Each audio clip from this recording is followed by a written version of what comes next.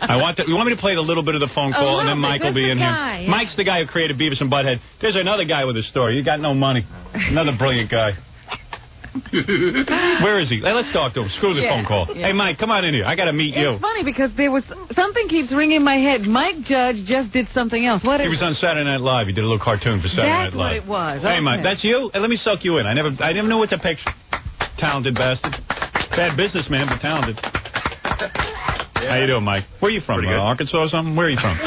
Where'd you grow up? Originally Albuquerque, New Mexico. Is that right? Yeah, I figured you were like some rube who MTV saw step off the boat. He came to town. They fleeced him. Didn't you read? You're a really knowledgeable guy. I mean, didn't you read like magazines? You're not supposed to sign away all the rights to all your cartoons and everything. I read the wrong magazines. Well, I was living in Richardson, Texas. So like when I'd send them stuff, it'd say from Richardson, Texas. So I think it was like, oh yeah, hey, we got a rube here. Live one. We got a guy, real talented, real rube. We'll just sign up everything. We'll make Beavis and Butthead. You don't even get any money from the Beavis and Butthead dolls and cards and everything, right? You don't get any merch. Oh, you do? Well, it's in the process of being renegotiated. Yeah, I think so. By the time he gets any money, Howard, everything will stop selling. Who's your grandfather, Jackie Coogan? Unbelievable. I mean, the Beavis and Butthead thing, I have said it way from the beginning, that it's brilliant. Well, thank you. And you can't, Mike can't come up with something brilliant every 3 weeks. Yeah, how many more of these do we have in? This might be all you have in you, right? Yeah, it could be. I mean, seriously, you don't know. Yeah. I mean, Beavis and Butthead it's like the Beatles. They come up with something great. But don't mean they're going to come up with something else. That's great. Hey, the Your wings, cartoon is what you have. Yeah, this is you. So what happened when you developed it? You figured, hey, no one's going to pay attention to this stupid cartoon, so I might as well just let MTV run it for free and sign it away. This is another one of my dumb ideas. I mean, I had actually animated the first Beavis and Butthead cartoon, which was Frog Baseball, and so they actually had animation. I saw that one. MTV sent it over to me. I said, I can't believe they're going to show this. Yeah, I couldn't believe it either. Yeah, I was shocked. I was amazed. That's why he just figured I'll sign away everything. This is going nowhere. Yeah, these guys are retards, and no one else is going to air this stuff. Yeah, I didn't know it was going to be a show when they first. I mean, I thought it was going to be like. Well, originally they were talking about having. I thought it was just going to be like little IDs, those stations. Yeah, right. Yeah, like little cartoon things. Thought, get some money and move on in life. Maybe become a Disney animator or something. In fact, he thought they were stupid for taking it. That's probably what he thought. Well, what's weird is they sent over the Frog Baseball one, and I go, oh, it's these 2 little kids taking a frog and beating it to death with a baseball bat. Right, they're playing baseball with a frog. I said, this is real good, but they're never going to air this because MTV's so conservative. As we saw, they buckled under because Beavis and Butthead started playing with matches. Yeah, they started being into fire, which every dweeb is into. You know what I mean? Yeah, right. Like a 14-year-old's never burned anything before. Yeah, did that freak you out when they moved it to nighttime and stuff? Yeah, that was a rough time. I was out of the country, luckily for. Oh yeah, you had no comment or anything on that, right? You were like, I don't want to deal with this. I was in London doing it. We were recording "I Got You, Babe" with Cher. Oh yeah, did you actually go in a studio with Cher? And I was actually in the booth for that thing we did at the end, talking back and forth. Did you get her? No. You didn't get her though, did you? No. She was probably like, well, you're just a cartoonist. Yeah, you're not a rocker. You're not a rock and roller. You got to have like a lot of hair and be like studly. Yeah, right.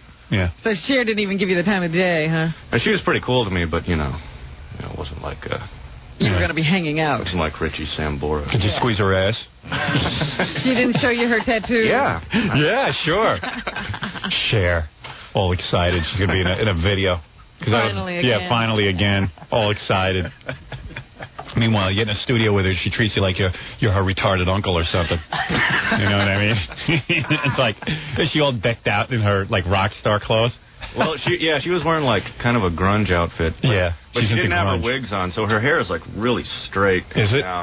She still looks good, though. But does she have, like, big fake choppers? Like big fake teeth or something? I don't know. She had a lot of makeup on. She didn't go anywhere without that makeup, I bet. Yeah. Does she smell?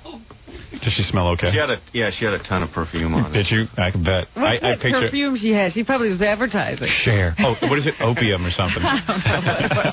She made a perfume. Did she have a perfume line? She did have, yeah. She has everything. She has it all. Yeah, she had those shampoo things. Well, now she's voicing those Lori Davis shampoo commercials. So how uncomfortable is it at MTV? Like, you don't ever go to MTV offices, do you? Like, where do you do the Beavis and Butthead cartoon? That's done at a different location. We have our own studio. Where is it? It's in Columbus Circle. So who's the guy who fleeced you? I mean, do you know which guys really took advantage of you? Because I know because evidently, Jackie was very attracted to Mike Judge. Somehow Stuttering John met Mike Judge. Yeah, how'd I get it? Yeah, no, well, I'll tell you in a minute, because didn't you go to the Friars Club with Mike? Well, John wanted Mike to go to the Friars Club with us, so we took him to the Friars Club. And Jackie fell in love with Mike right away because he's like, because Mike's a loser. Mike got, ripped off by MTV, and like Jackie could go into his stupid thing. You're getting screwed too, right? Just tell me it's... Oh, I knew I wasn't the only one. Howard gets all the money. Howard is MTV. She's done a club. Yeah. For once, this is fairly accurate. Yeah, right. No, because Mike evidently sat at the Friars Club. He didn't know who he was dealing with. He didn't know Jackie's a loser. Right. So he's sitting there and he goes, I wish I did a Billy West impression, too. I'm not getting, he goes, hey, I'm not getting paid for Beavis and Butthead. Mike was doing this whole thing. Right. I was doing my whining routine. Yeah, he was going through his rap for these guys. To tell you the truth, I didn't get in a word edgewise because he had a pretty good whining routine. Yeah, I heard he was like better than you. Much better. Yeah, you had to shut up. I didn't say 2 words. I mean, because Stuttering John comes back and goes, man, Mike Judge really got The screwed. waiters came up to me and said, And I go, Stuttering John, the biggest loser on the planet, feels bad for Mike Judge. That's what I thought when Stuttering John came back whining for you. Do you realize all of MTV doesn't even do well? I mean, they don't have any ratings except for Beavis and Butthead. Yeah. Yeah, I guess they're... And you didn't get paid. Well, I mean, just think how absurd that is. Well, it's all... Wait, what'd you sign, like a 10-year contract? Or did you just sign away everything? Yeah, it's about 30 years. 30 years? It's What a is it? mortgage. It's probably a really long and intricate story to tell, but Mike didn't really get ripped off by MTV first. He got ripped off by an animator, a guy who takes animation and does a film festival, and that guy sold his animation to MTV. It's like a whole sort of long story. But it's not even like a rip-off. It's Mike is a rube. He gets taken. Right. I feel bad for Mike. I mean, in other words, if somebody sees something good and Mike goes, okay, here, take it. Yeah. I mean, it's not a rip-off. I mean, it's unbelievable, right? Well, yeah, but I mean, I have a little bit of power because I do the voices and right. stuff. Yeah, ask Billy West about that. Yeah. Billy works on Ren and Stimpy, so the guy who created it, Billy just stepped in and started doing the other voices. Yeah, but I think everybody is eminently replaceable in that department, I guess. Can you do Beavis and Butthead? I don't know. I don't think I ever did. All the voices you do, you can't do that? You can do Marge Schott and you can't do Beavis and Butthead? That's not my... Because Billy will step in and just take over your job. He has no conscience. Now, that would actually probably be all right for me, because then it'd be done, Yeah, but you don't want to be done. It's cool to be Beavis and Butthead. It's pretty cool. I mean, there was a while when I thought it would be cool to just be done, but now I enjoy it. So what were you like? Like did you go to college? Yeah. And would you get out of college and you were like drawing these little pictures and making up voices? I didn't, like, how do you get into that? Actually, I have my degree in physics, and I was an engineer for like a year, and I really hated it. Then I was a musician. That's like me.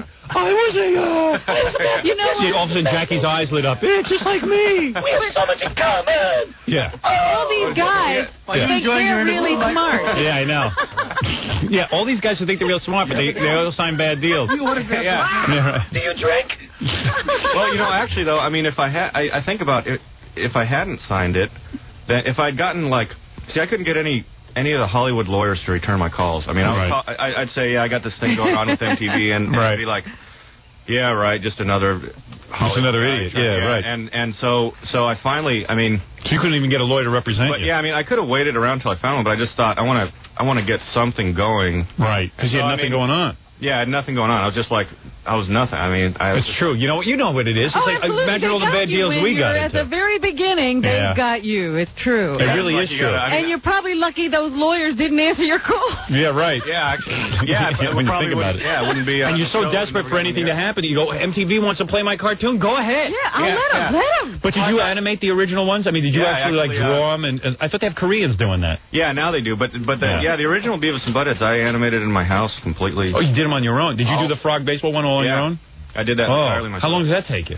Took me about 8 weeks.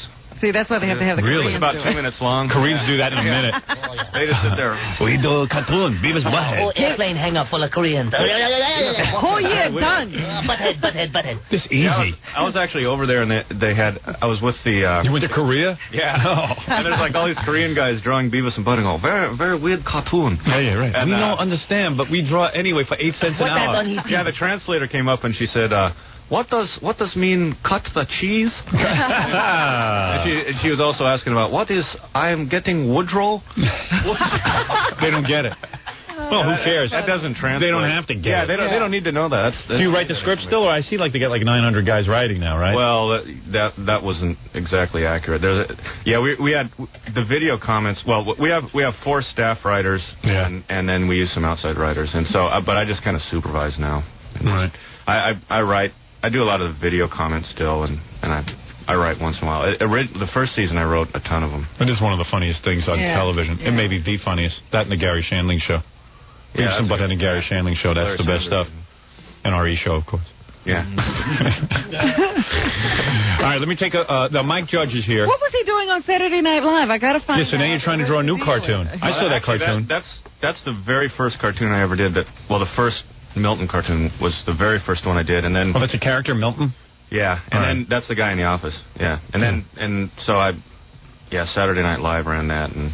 Doing a couple more of those. Yeah, trying to break away from that MTV thing, huh? Yeah, trying to get a franchise now going. He's trying to get paid, is what it is. No, what it is, though, you know, the guy who made Peanuts, Charles Schultz, he had the merchandising, he had everything, so the guy became a multi-billionaire. Mm-hmm. Well, see, I'm looking in the paper today. Mike's just getting burned. Who created Dennis the Menace, he's now retiring. You know, he doesn't even draw that thing? Yeah, Hank Ketchum. He's like, I don't need that.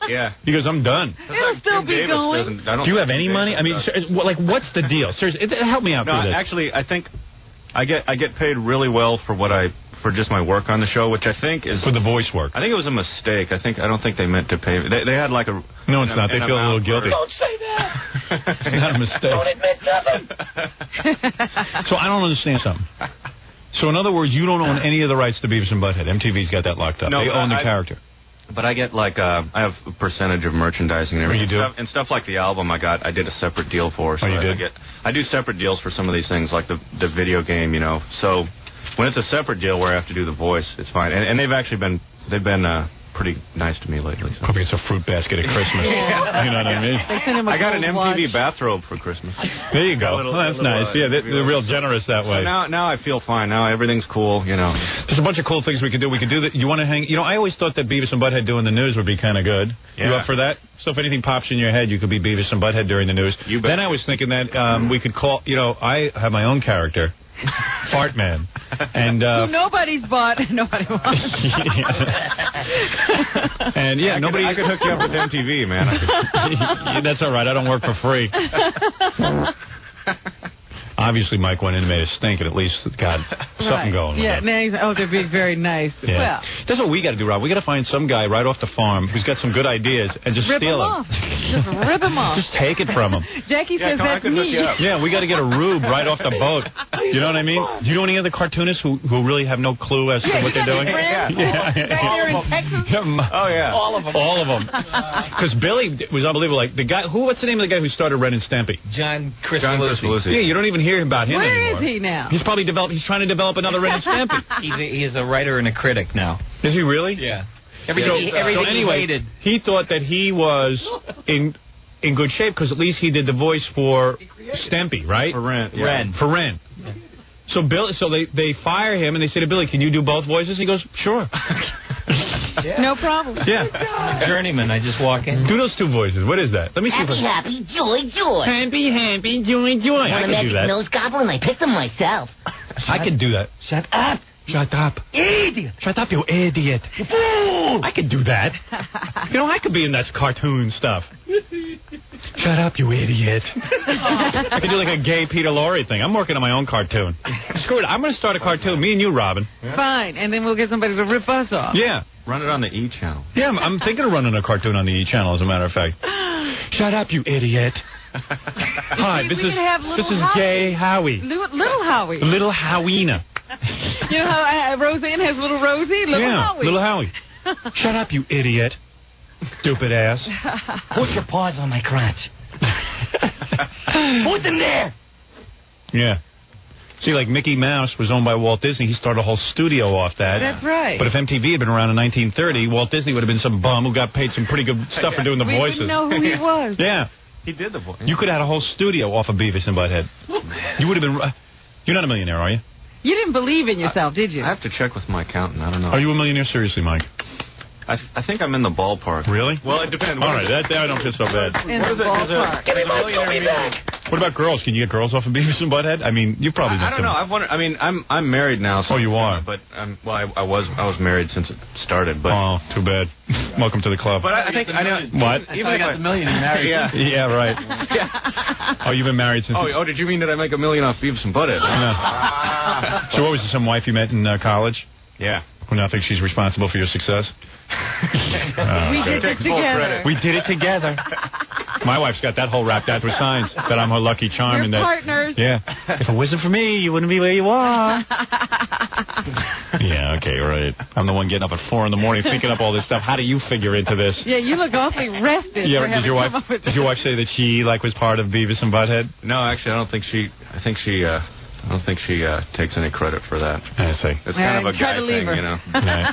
Try to leave her. She'll take plenty of credit. Yeah, that's true. I started it. I invented the laugh. Yeah. Yeah. Yeah, actually, she does Beavis. It's the big secret. Yeah, I guess there's also a Beavis and Butthead video game out there. Yes, I've been hearing about that. I haven't played that one yet. Yeah, is it good? Video game? Yeah, sure. I'm a 2-year-old. I'm an idiot. Of course I play video games. I couldn't figure it out. I haven't played. I was really into Super Mario Brothers 2, and I haven't played anything since then. And they've gotten more sophisticated. I couldn't get them out of the living room. Then I finally got them out of the living room, and I couldn't get them into Burger World. Yeah. But it was pretty fun. I just haven't had time to play it. Right. It's pretty cool, though, to invent something and then it becomes a video game. Yeah, you see it all over the place on it is pretty weird, actually, moving a little joystick and seeing them move around. And my daughter tells me there are kids in her class who are, flunking out of school just because they think they're Beavis and Butthead, and they want to be like Beavis and Butthead. Yeah. I mean, that's pretty great. All right. Yeah, right. He feels very proud of what he said there's one kid who sits in the back of the room just goes, the whole time. Teacher's attention. Yeah. I'm going to flunk. You should be a proud American, Mike. Anyway, so Mike Judge is here. Well, let's do the news when we get back. People were complaining about Bart Simpson, and then Beavis and Butthead. And then maybe Fartman and Beavis and Butthead can call the Iranian embassy or something and yell at them. You want to do that? Yeah. Yeah, that's fun. Are you threatening me? I mean, I won't pay you for it, but neither TV, so let's do that. All right. Mike Judge is here. Used to that. The creator of Beavis and Butthead, the man who started it all, the man who started a revolution. It is great. It should be the creator, and then it should be the money goes to. Yeah. Yeah, credit for the money. So what do you get, 5% of the profits off of merchandising? Actually, I think it's up. I think it's up from that. Actually, 20? It's being negotiated right now. Yeah, because it should be 90% yours, 10% theirs. That's the way it works. Yeah, I don't... And he's there begging for I know. a hand. It's crazy. It's just crazy. But hey, they paid him money when thing could have bombed. He gave it away. Yeah. You got no one else to blame but yourself, Actually, Mike. I mean, I kind of thought at the beginning, I thought this is going to be I'll just do this, get some connections. Yeah, you'll meet some animators. animators. You'll make something else. Because how the hell do you become an animator anyway? What have you worked on now? I didn't know this was going to be so crazy. Yeah. What have you worked on? You got new characters? Well, I'm working on some new characters and possibly some movie stuff maybe. Oh yeah. Now what about the Beavis and Butthead movie? Someone told me that they're starting to think that they want to put real people as Beavis and Butthead. Yeah. Well, how stupid would that be? Every Hollywood studio wanted to do it, except for I think at one point a division of Universal wanted to do animated, but every studio wanted to do live action. It's you're kidding? Like a Wayne's World? Yeah, no one wants to see that. Beavis and Butthead. I want to see a dirtier version of Beavis and Butthead cartoon. Yeah, exactly. Yeah, I mean, I want the fire back. I want those two guys. The reason I like Beavis and Butthead is because of those two drawings and the voices. Why would I want to see two guys portraying Beavis and Butthead? Yeah, that's what I mean, that's Hollywood. They're sick. Well, they're going by. There's this rule where they say, okay, the only way a animated movie is going to be successful is if it's a family movie for kids. But that's because Beavis and Butthead's a phenomena. I mean, they say all the adult animation is bombed, but that's because they were all lousy movies. Right. Yeah, Fritz the Cat or something. Yeah, or like Cool World. Cool World, yeah. Yeah, I mean... But Beavis and Butthead has a following already. You want to see the movie... And you want to see them on the screen. Yeah, and it'd be a new... you see it on a big screen in a theater. People haven't seen that before. That would be very good. It'd be a be a cool thing. So they want to put real people. Why don't they get Dana Carvey and what's that guy's name? Yeah, Mike Myers, and they could be Beavis and Butthead. They probably talk to them. They're yeah. probably thinking about that. Do you have any control over that, or someone else owns the rights to that? I mean, I've you gave that away also. So in other words, you have no say in it. I still give stuff away. Yeah. Wow. Hey, give me some cartoons. I'll buy them off you. Why not a Jackie cartoon? I'll give you guys some characters. See, that's my signature. I'm working on a Jackie Puppet cartoon. Where's Jackie Puppet? Oh, I haven't seen that. We edited the Jackie Puppet show that's going to be on E! I think this week. Yeah. Jokes. When does a gay gentleman become a queer? When? 5 minutes after he leaves the room. Stupid puppet. All right, put him down.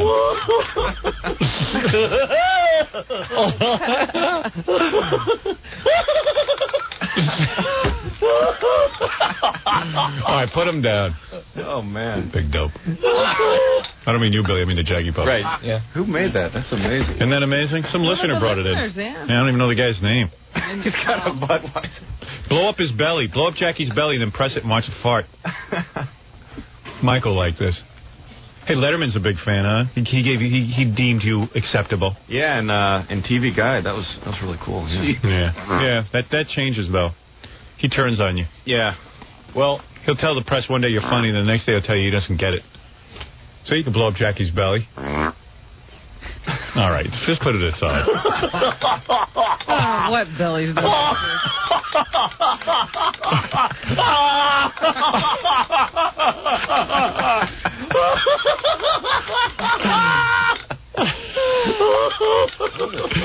Hey, what does an old lady smell like? What? Depends.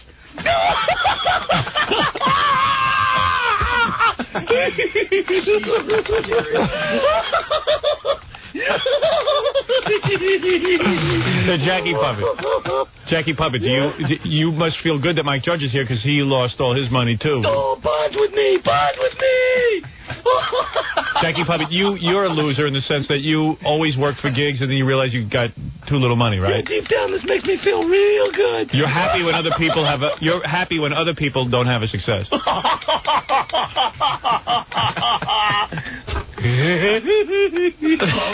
Okay, thank you. All right, Mike, we're going to take a break. When we come back, let's do the news. Maybe we'll even do a Fart Man Beavis and Butthead thing. Make a joint phone call. You ever make a phone call with those characters? Oh, God. Actually, I haven't done that. I don't think... Really? I don't think I've ever done that, yeah. Hey, it'd be pretty good if Jackie Puppet and Beavis and Butthead comment during the news. I do them both, so... Yeah. I actually do. I do all the other main male characters in the show too. So. Oh, you do? So we could do some. Thank of that. God. No wonder they're paying you well. See, so They can't cut you out. So someone's got to do. I've heard a lot of guys try to do Beavis and Butthead, but they never do it right. Yeah. So you got that going for you. Kind of subtle. Yeah, it's got to be you. It's not funny when other guys So far, do. so good on that one. Let's take a break. We'll do the news. Beavis and Butthead will join us during the news. Also, Jackie Puppet will be joining us during the news. There he goes.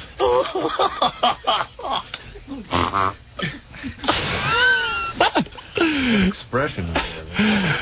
All right, why don't we take a break, and we'll be back. Chucky. It's Chucky the Joker. Chucky Puppet. All right, let's take a break, and we'll be back right after these words. I am sitting here with the great Mike Judge, who is the creator of Beavis and Butthead. You know, I forgot to tell you, when Beavis and Butthead first came out, Ralph and I were somewhere with girls, and Ralph started telling the girls, because he does the voices, but he doesn't do them all that well. So we told these girls that he was Mike Judge, and that he's the creator of Beavis and Butthead, and he started doing the voice, and he got laid. Oh, man. That hurts. It worked. They bought it. Hey, Ralph. That probably come happens in and every day somewhere. Oh, yeah. Because no one knows what you look like. So you got to get out there. And got to get on TV and prevent that from happening. Yeah. It works. Because, when it first came out, it was like, people were like, no one knew anything about it. This is Ralph. Where were we when we did that? Do you remember? Score. Were you talking about the strip club? Yeah. Yeah, Scores. A couple times at Scores. Do your Beavis and Butthead. Hey, man, this is the guy who does the voice of Beavis and Butthead. Hey, girls. That's it. That was it. All he has to do, huh? Yeah, all you got to do is like, Girls are like hot. They're all over you. You should go over to Scores and do that. Yeah. I'm telling you, we'll bring you there one time. You come to one of our parties. That's pretty good. I don't think, although Put the microphone back in front of Mike's face, Ralph. even if I was a single guy, I don't think that would work for me. I don't know. I mean, Sure it would. because Are you kidding? they just say, "Oh, you're not Mike Judge." You're just No, it would work. Yeah, you know, it would work. You underestimate the Anyway. power of Beavis and Butthead. You underestimate the stupidity of dancers. All right, let's. Yeah, right. I just bit the hand that feeds me. Hey, by the way, let's get in touch with all our characters before you do the news, just so we know everyone's in the room. Okay, Jackie Puppet, are you here? What? Jackie, will you be commenting during the news? Oh, yeah. Beavis, are you here? Butthead, are you here? See? Yeah. He makes a good face when he does that. Yeah, that's pretty weird. And You go into a whole face when you do it. well, let me tell you what. Oh yeah, that guy. I'll throw that in for you. All right, yeah. All right. I won't charge extra for that. I thought we told you to start charging people. He still hasn't. As usual, all our characters are here except Fred. What is his problem? All right, so anyway, Jackie Puppet, do you care to take a look at Robin and see if you are attracted to her right now? Oh, look at those cans. Oh, Just calm down, Jackie. you witch. Oh, shut up. And Butthead, what about you? She's got big hooters. All right, so all of our characters are here and prepared to comment. From Fartman. Oh. Where's Fartman's theme music? Quickly, Fred. Making my character look bad. I'm Fartman. I'm Fartman. No, turn that one off and give me the other. You are so stupid. I'm Fartman. My odorous back end whistles stinky wind in the face of adversity. I have the super sphincter that saved the planet. You look lovely, Robin, infant, with words like stinky and duty. All right, all our characters are here, Robin.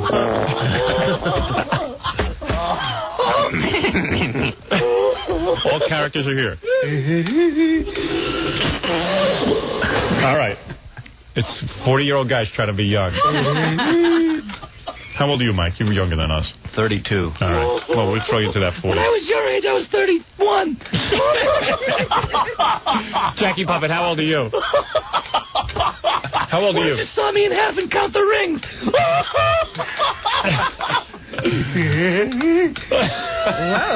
Oh, man. All right.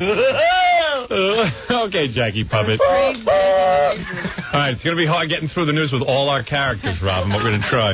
Oh, they'll do. Beavis and Butthead are here, and Jackie Puppet and Fartman. Learn to blend in. Fred doesn't do a character.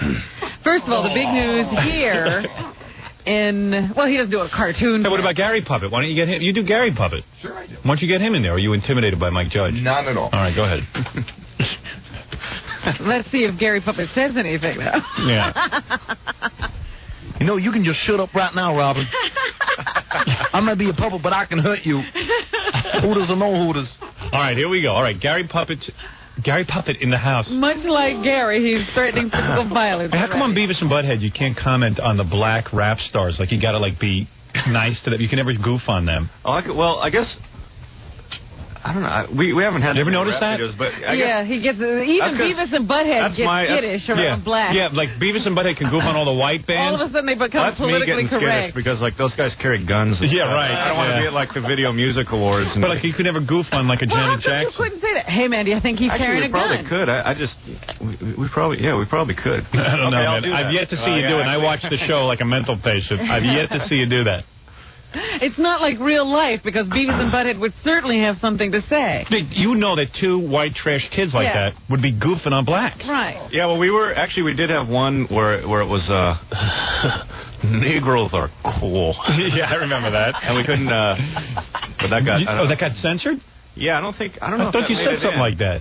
I think I don't think it made it in. Yeah, I've never heard that. Maybe I did that cartoon in my house. Whatever happened to the episode where Beavis and Butthead lynched Rosa Parks? I thought that was a good one. Oh, be quiet, Gary Puppet. I'm sorry. Hey, Wait. Beavis, why do they spell niggas with a Z at the end? I mean? I went to school. I never spelled it like that. Jackie Puppet, the one word you know how to spell is niggers. At least 14 different ways. Next it'll be coons. With a C at the end. Spooks. All black words have a C at the end. You're right. That's right.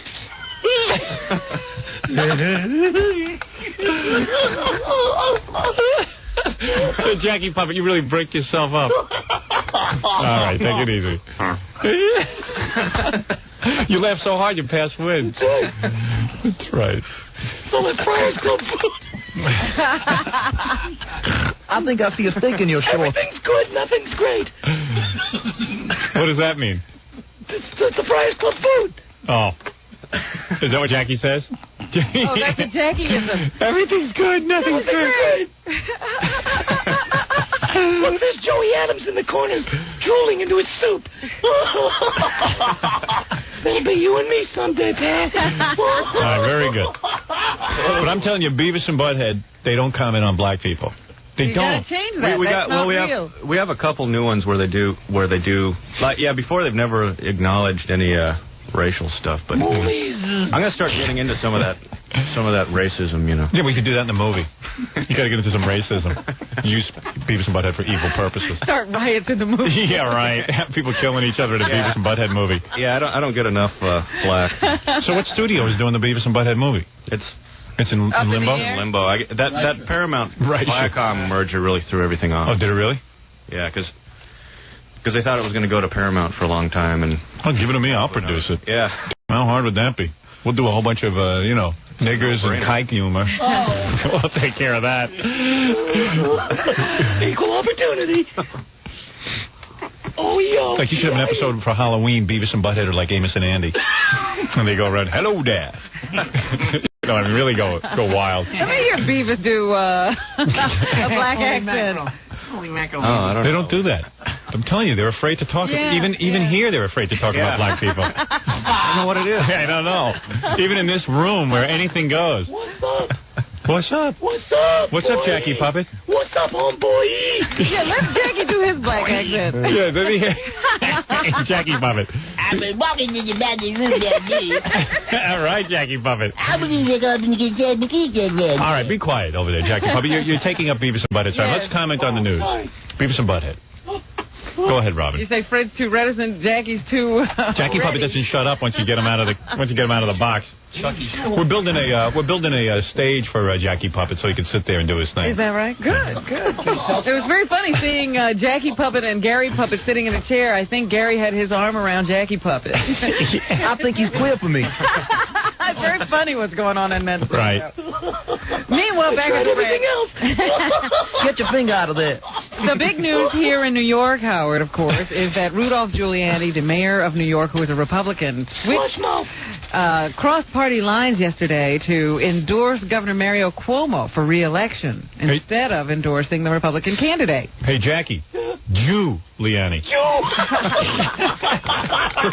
do they call him? Kike Liani. Oh, you see, that's over the line. Even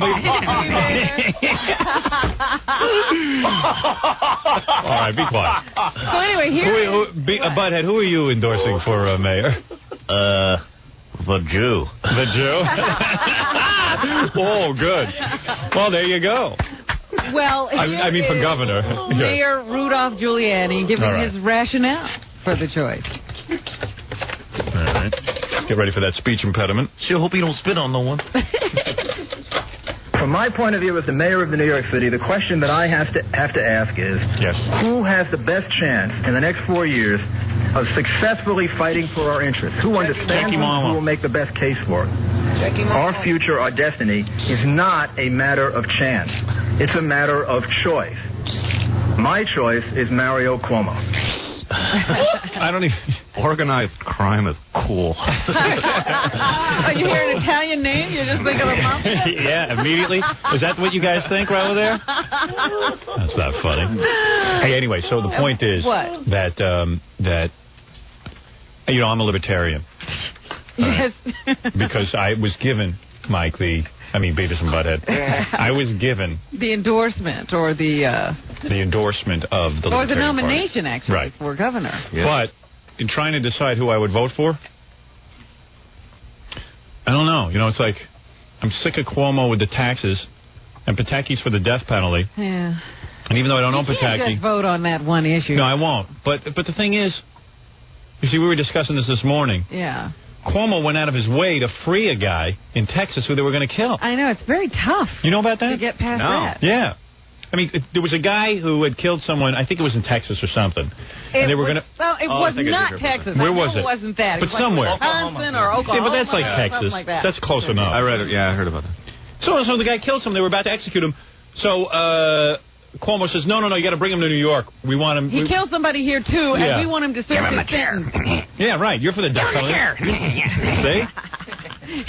I think he'd pull the plug. And Jackie Puppet, what about you? Who do you vote for? Fry him. Fry him? You for Pataki? Who? Pataki? No, I like the wop. Oh, you like Cuomo?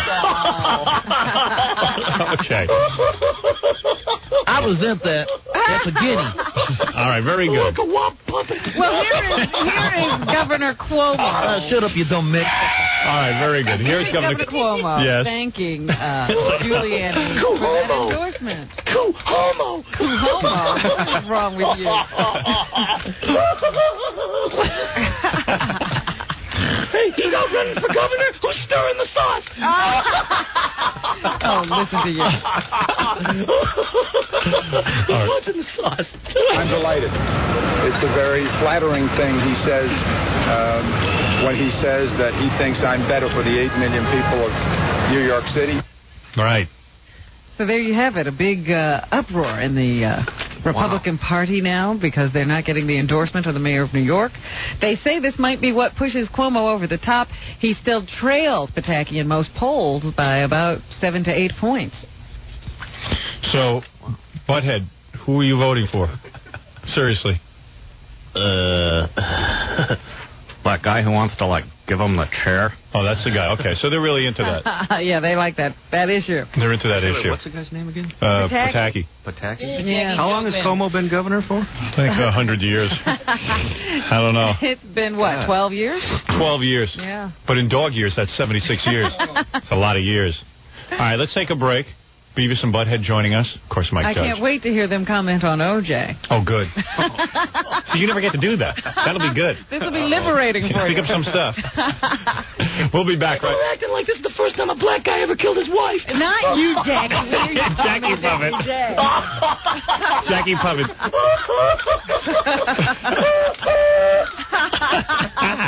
Jackie Puppet. You know, Jackie Puppet, I feel you're hogging the microphone. You're not allowing Beavis and Butthead to talk. I want to hear what they have to say. Hey, it's every puppet for himself. Every character. Every character is going to fight it up. To the mic. Yeah, I need some puppets. Some of this. You don't need puppets. Oh. No, Cuomo's been attached to New York State longer than Fred's been attracted to me. So that's a long time. Let's take a break. Beavis will be right back. Thank you. Butthead. What's going on? Butthead will be back with you. This is going to be cool. And Jackie Puppet will be back with you. All right, we'll be back right. All right, we'll be back right after these words. We'll be back with the Howard Stern, the Eagle. You're listening to the Howard Stern Show. Once again, Howard Stern. Well, we're here with Beavis and Butthead. Of course, Mike Judge and Jackie Puppet and Gary Puppet. So many different people. And those guys are having a very good time in here. I'm just trying to keep Beavis and Butthead under control. Get me a fresh bud. What? Get me a fresh bud. Yeah, give me some beer. Now, Beavis and Butthead, I never see you guys drinking on the show. No. How old are they supposed to be anyway? How old are you guys? We're like 14. Oh, okay. I didn't know that. I mean, 22. They're attracted to you, that's why. Have a beer. They're trying to get a date with you. I see. They want me to think they're older. You guys were commenting you'd love to have some... You haven't had sex yet, right? You haven't had You're sex. virgins, aren't you? I don't know. But you say that Robin is someone you'd like to sleep with. Yeah. They sleep with anything. What are you talking Hey, about? baby. Well, I love it. You know, like there was that time that they picked up those girls, and the girls got into the movie theater, or somehow Beavis and Butthead were standing at the back door. They snuck their boyfriends in the movie theater. They thought they were going to get something off these girls. You know, how come you guys brought in other guys? How come you guys are such losers? You can't score. Beat the crap out of Butthead. That's right. But Robin has very sexy legs and likes to show them off in her mini dresses. Dudley. Take a guess. What do you think Robin's cup size is? B. B. You two are stupid. Come on. You guys are dumb. Can I, do you? Would you go out with these guys? They are famous. Yeah, me too. Her nipples are Puppet, way to go. If we urinate in the cup and throw it out the window. That would be brutal. All right, Jackie Puppet, calm down a bit. All right, let's get back to the news. Yes, the news. We're going to be put on hold a little bit in this OJ case. We can't get back to jury selection until this afternoon because Johnny Cochran has another court date he has to satisfy. Johnny Cochran. So they can't go back into court because of this conflict until this afternoon That's not sometime. the real reason. What's the real reason, Jackie? Johnny Cochran's lazy and Well, because he's a black guy, you think he's going to be late. I didn't say that. You guys think that OJ's guilty or innocent? Give him the chair. Guilty or innocent? But don't you guys, chair. don't you think a lot of people just think he's guilty because he's a black man and he had a white wife? I don't know. What do you think of that interracial dating thing? Would you ever date a black girl? If she had big hooters.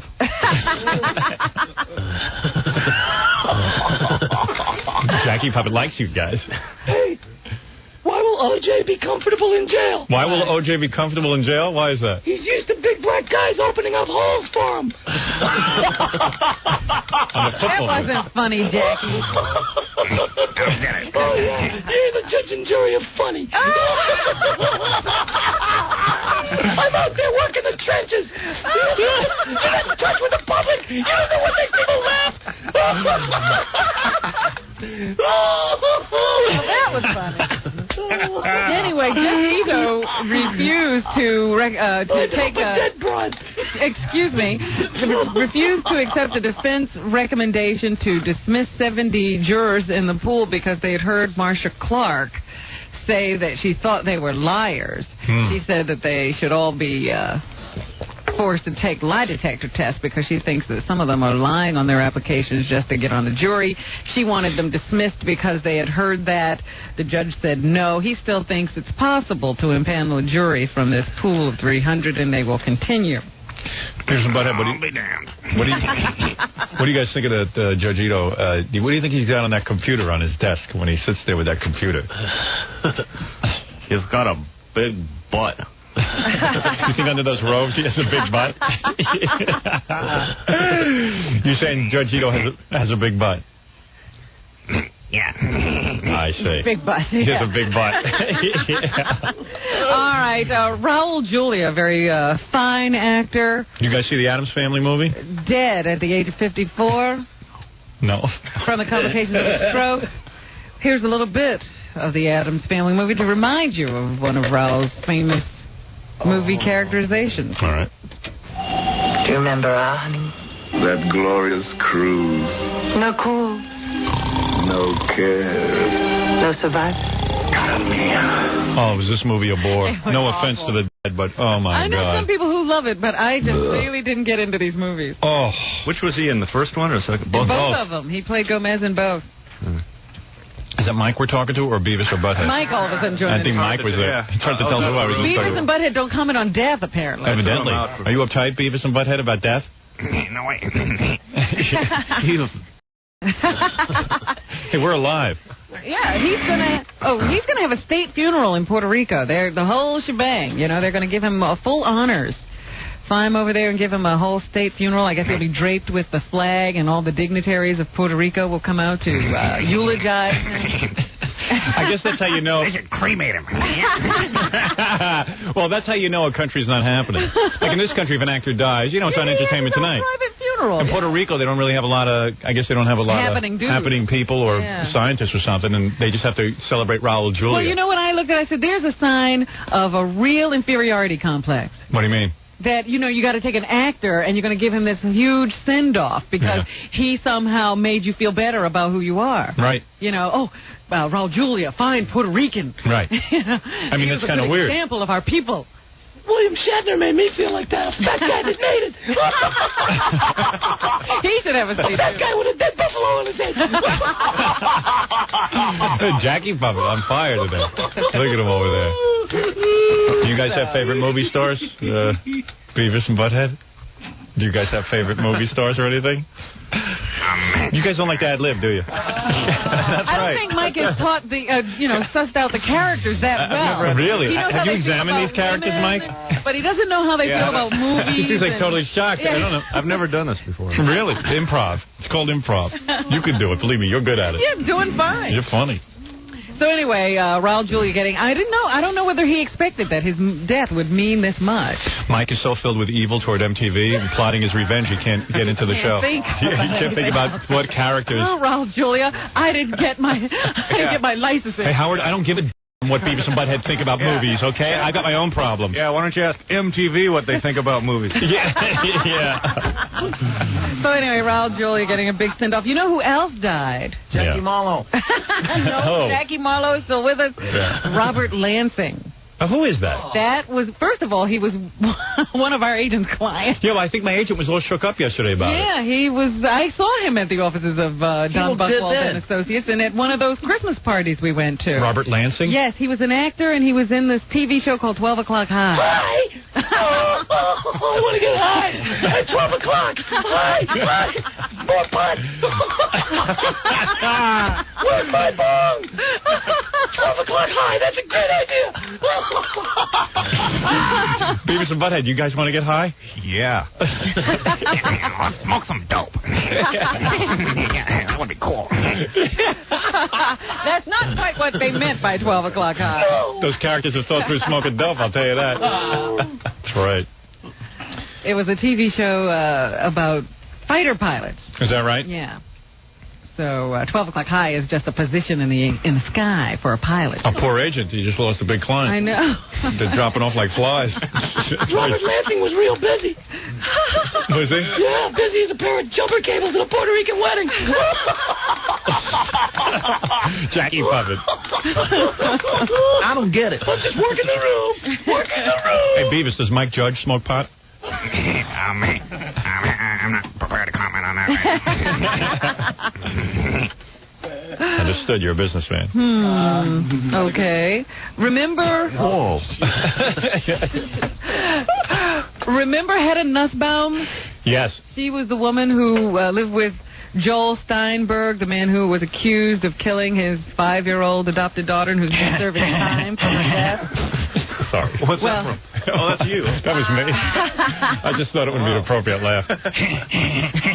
Not funny. Child abuse. Well, in the paper Child today, abuse rules. Oh, wow. they have a story on Hedda.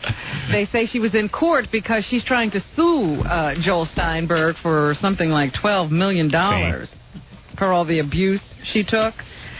And they are concerned that the statute of limitations on that suit might have already run out, so they were having this hearing.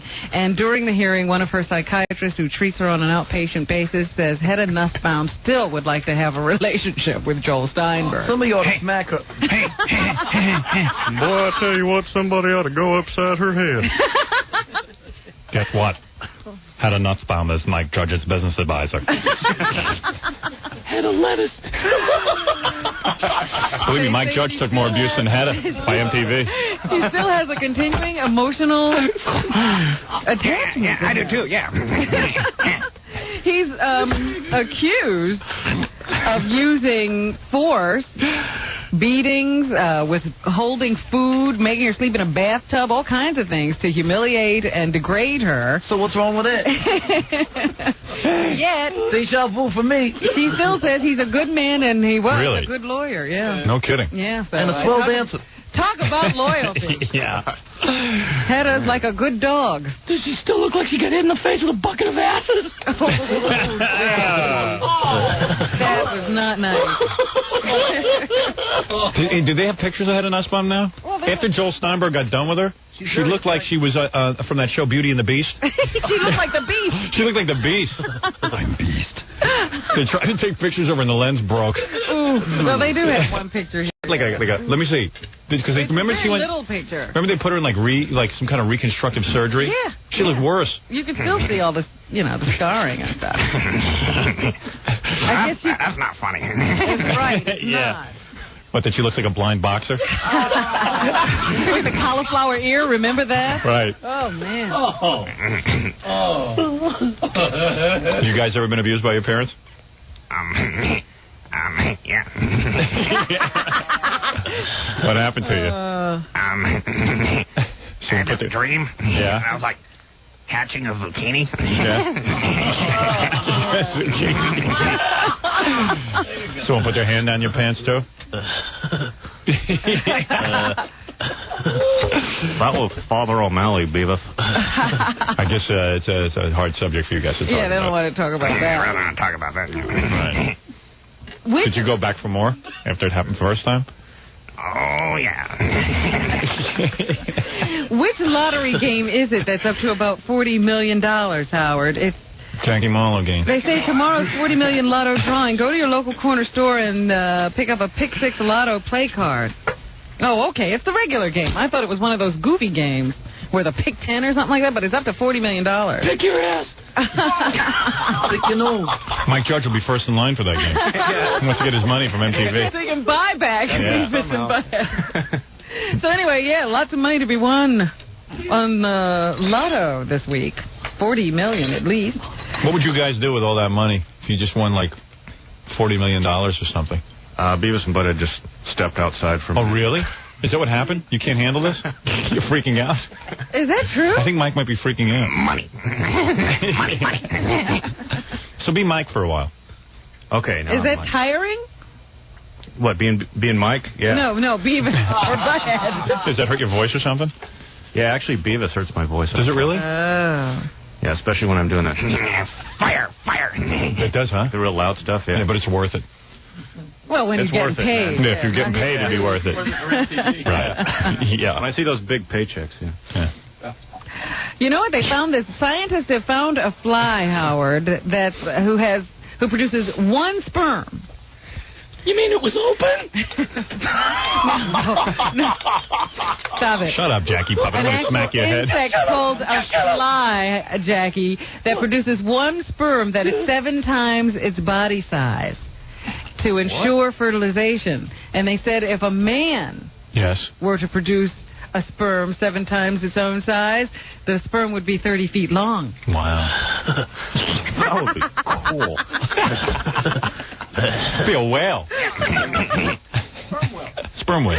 That's true. Can you imagine that? Wouldn't you guys love to have a sperm 7 times the size? Yeah. Then I'd score. But who could you date? Everyone would want to sleep with you. Beavis' mom. A giant white tadpole. Shut up. It's not nice to talk about his mother. Yeah. Now swallow.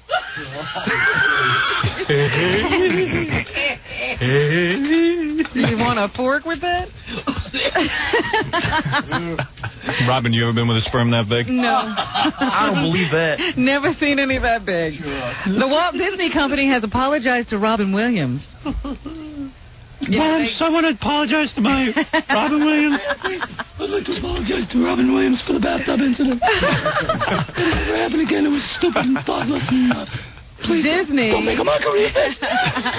broke a promise to Robin by using his voice to hawk genie merchandise after the Aladdin film. Genie merchandise. In 1992. They had specifically said they wouldn't do that, so Robin got very upset and would not participate in any sequels.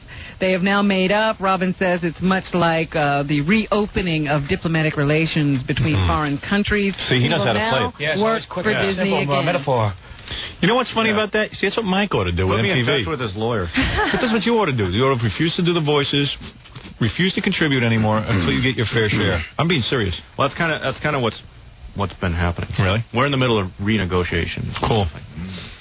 Let's call them. I'll help you. Who's the guy that you have to renegotiate with? I got call up his fart man.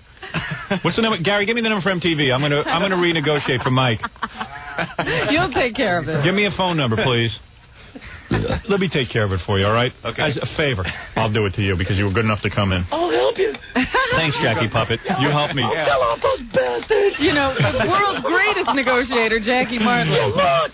Jackie Puppet is going to help us negotiate with MTV. I've done some work for MTV. I'll be glad to help. You march in there all by yourself, Mike. Right into the shark pit, all alone. You don't need an agent. You tell them to screw themselves. That's right. They can't do without you. They don't know what to do when you come walking in there alone. You have gold. Let's call him. Yeah, we're going to call him. I'm going to take a break. All right. And then I'll call Get the MTV. number? Mike Judge joins us today. Give me some money. Buy your Beavis and Butthead everything. Lunch pails. There's the book, the encyclopedia. There's a video game. There's everything. There's anything you'd ever want in Beavis and Butthead paraphernalia. Am I supposed to be promoting anything in particular? No, just new shows next week. Yeah. 5 new episodes. Then when we go in December, I think there's going to be like 15 or 20. Because there's always confusion when the new episodes Right. start. You never know. Yeah. Yeah. What's that all about? I don't know. I never know when anything starts on MTV. I don't know. I don't even know when it changes time usually. I know. I'm not even sure when it goes on. I know it's on at night sometimes. Yeah, it was on. Well, now it's on it's every night from I think it's 11 to 12. Yeah, Eastern. it's on twice. But you know, they 4 times. They promote 4. It's 15-minute shows. They promote Real World all the time. I never see promotions for Beavis and Butthead. They don't. Yeah, I guess they. Yeah, I don't know. Well, they promote once in a while when there's a new episode. They promote. Yeah. You're supposed to just keep watching until it happens. Well, when you call MTV, you can get on their case about that, too. All right, I'll call them next, all right? Give me a commercial break to think about, and I have to slip into my fart man costume for negotiation. We'll be back right after these words. All right, I was going to do Mike a favor. And do what? Call MTV. And blow my negotiations right at them. Hello. Okay, just testing. No sense of the humor over there, huh? Fred, I'll dial MTV. I'll ask for, As Howard, you're going to dial. Yeah, but then Fartman will pop on. All right. Tom Freston is the CEO. That's the guy you're supposed to negotiate That's who he's talking to? Whoa, he's way up there. Yeah, well, that's who you should be talking to. You're the most. Why are you messing around with the little guy? You're the most important thing on the network, and you're messing around with little guys? My agents are all messing around with it. Actually, I think they why don't you tell your agents to get it together? You take Jackie Puppet's advice. You don't need an agent. You walk in there. You walk in there, look them straight in the eye, and ask for what you want. And if they don't give it to you? They don't give it to you, you walk. You got to be prepared to walk. Why should I give 10% of anything I make to somebody else? Represent me. Mike is talking to a puppet about his career. Jackie Puppet. And be better off. Yeah. All right. Let me see if I can get Beat this. them at their own game. Shut up, Jackie Puppet. Take a hit off this first before you get into it. Just go in there stoned. You don't know what happened. Oh, he's got the bong. Yeah. Jackie Puppet always carries a bong or a beer. All right, let's see. Sitting here with Mike Judge. He created Beavis and Butthead and has been dealt with unfairly by MTV, we feel. Well, now they're dealing with me fairly. Well, let's see about that. That's not what you were saying in the commercial. Look, all I know is they should have to deal with you. You shouldn't be dealing with them. Right. They should be begging you. They need to give me some money. Right. All right, I will call. I want 15% of growth. Yes. Don't call him an idiot to his face.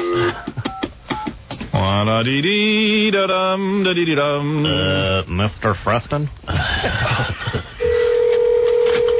I want Give me the music. Money. Hello? Thank you. Hey, can I get some reverb, too?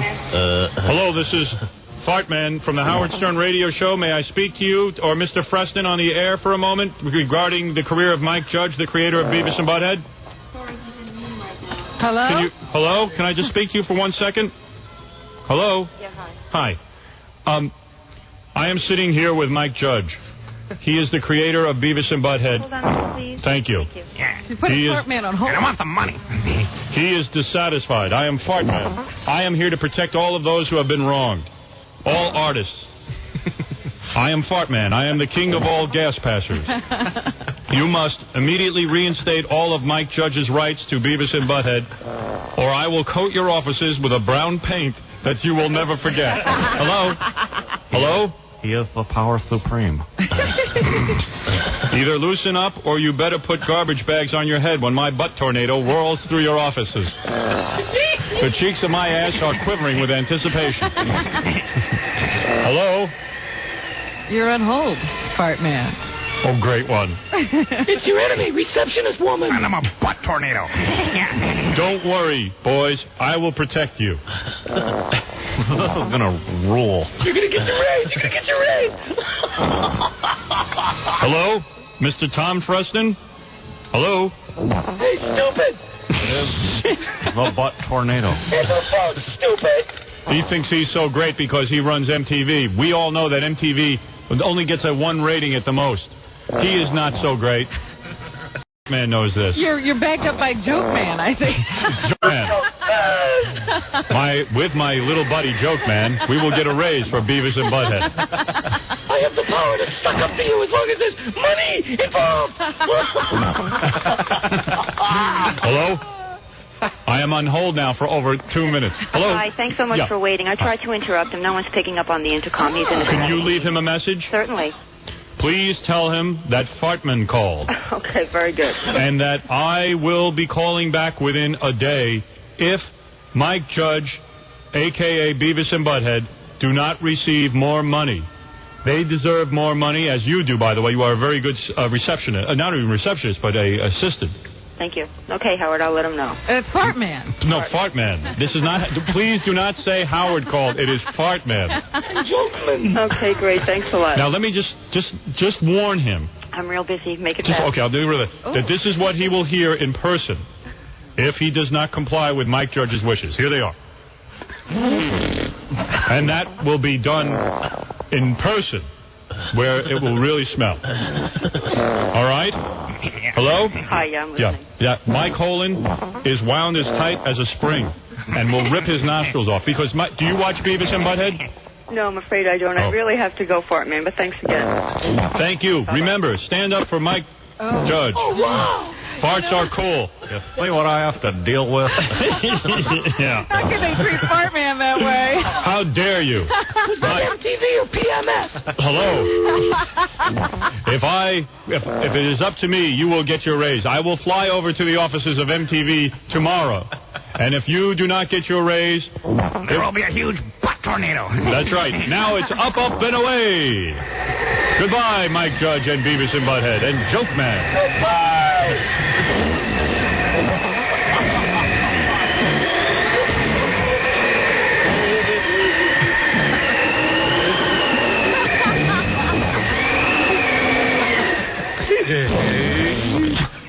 Not the best reception. Wow, did you see Fartman in action, Robin? Wow. Hey, Mike, you're lucky. I think he might be losing his power. Yeah, I got a superhero on my side. Yeah, you're in good shape now. Now I'm going to... You're probably out the door now. Everything will fall into place. She actually went and tried to interrupt the meeting. That was pretty good. That's pretty good. Yeah, bull. Yeah, Tom Freston doesn't have the balls to get on the phone with Fartman. No balls. head of the MTV network. Big deal. I bet you if he left there, what job would he get? Who's going to hire him? ABC Network? NBC, Do CBS? for us what you did for MTV? Warren Littlefield laughs at Tom Freston. Make decisions whether or not to interrupt the trickster video for Middle East updates. Yeah, Tom Freston in a big meeting trying to decide which videos to put on.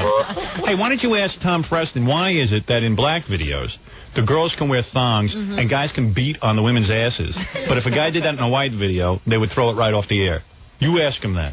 That's right. You ask him that, Jackie Puppet and Jerry Puppet. That's right. All you puppets. Racism.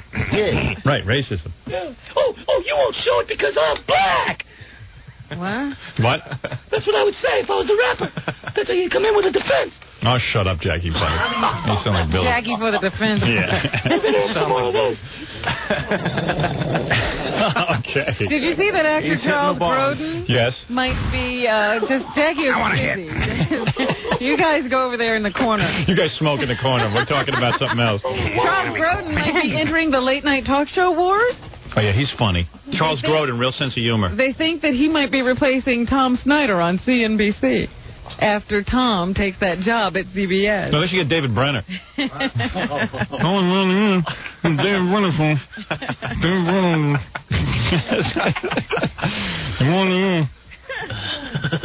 Oh, Paula Kane. Cocaine I tell you, television's getting funnier and funnier just because of what they put on it. CNBC. Well, hey, you know what? You know what's funny? They need more talk shows. Yeah, and Tom Snyder sucks.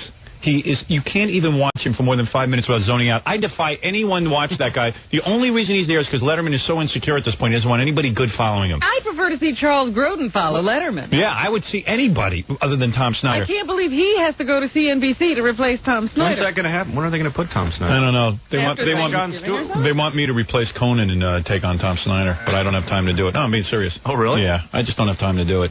Yeah, when would you do that? In between what? In between the movie, everything TV else. And radio. I'm all just the joking. Other stuff you're doing. I'm just joking. They never asked me to do that. Well, it impressed him. I was just trying to impress Mike Judge. Judge. It was cool. Yeah. He was like, "Oh, hey, sorry." He was laughing at me at first, and I just said, "No, I'm serious."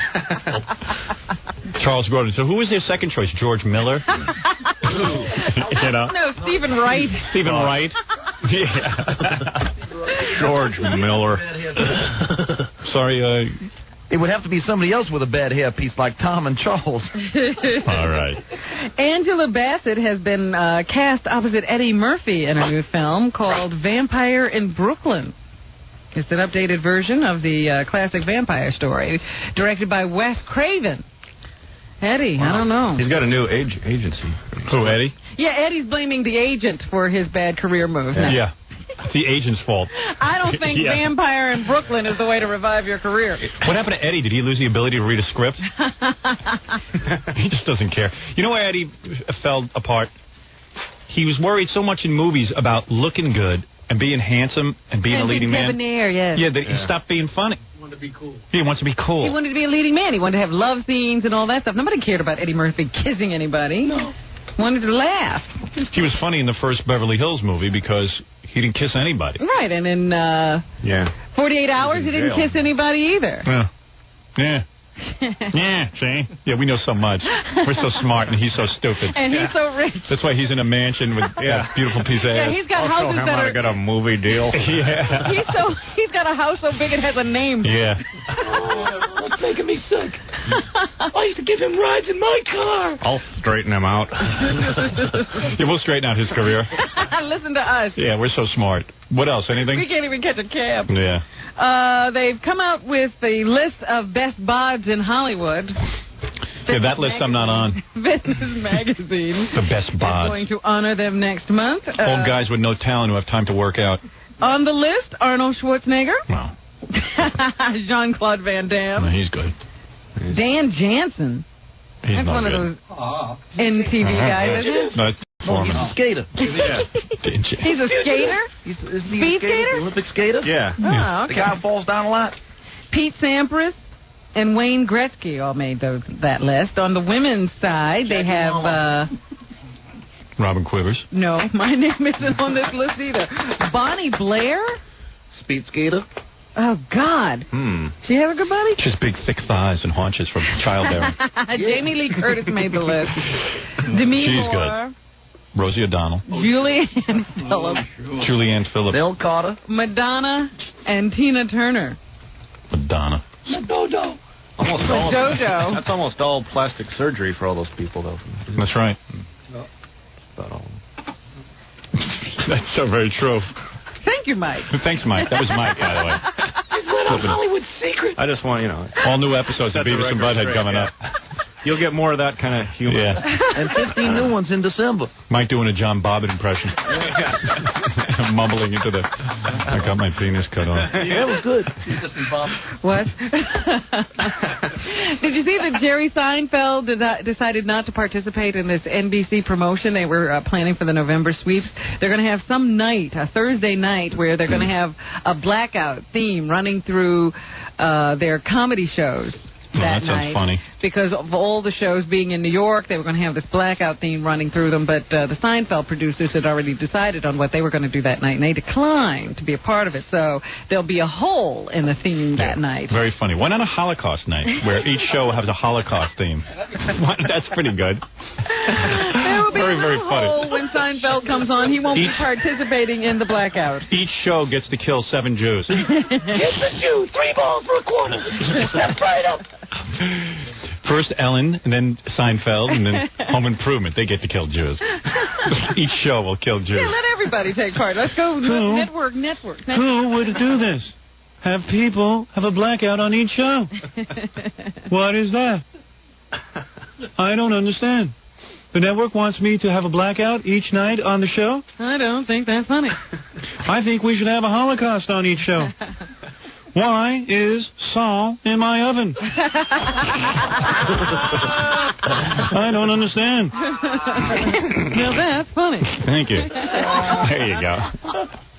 Anything else, Robin? Or, yes, on Donahue today, our favorite talk show host, Burt Reynolds. Beep, beep. Oh, I'll watch that. Yeah. Watch Burt have a nervous breakdown on TV again. I hope the audience attacks him.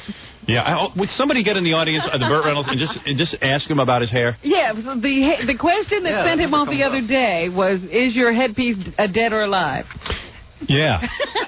Mike, you do it. You're free the rest of the day. You don't have to draw any pictures or anything. Yeah, I'll go down there. Ask him about his hairpiece. Get up his Beavis and Butthead and ask him about his hairpiece. Just be subtle, though. Just ask him, do you want a mirror? I mean, do you look at him? You should look at yourself. You look like a dork. Don't you hate people with funny hairpieces? Yeah. Well, anyway, thanks, so Robin. That's what's happening. You know what's funny on Beavis and Butthead, of course, you guys always make fun of Winger.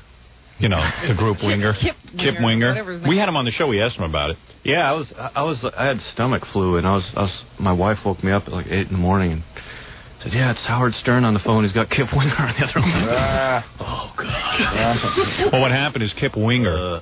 It's like he's like a pretty guy. Yeah, he's gorgeous. So actually, we didn't do him that. We just had I think the thing that he wore the uncool kid wears a Winger T-shirt. And so Kip Winger called up Mike and said, "Can you stop having that kid wear the Winger T-shirt?" And that's all you have to do to a guy like Mike. So he just made he would have gotten off on him. You would have gotten rid of the T-shirt, right? If he hadn't called. Yeah, I was thinking of putting a Poison T-shirt on the guy or something like that. Yeah, maybe it's time to change the Winger thing.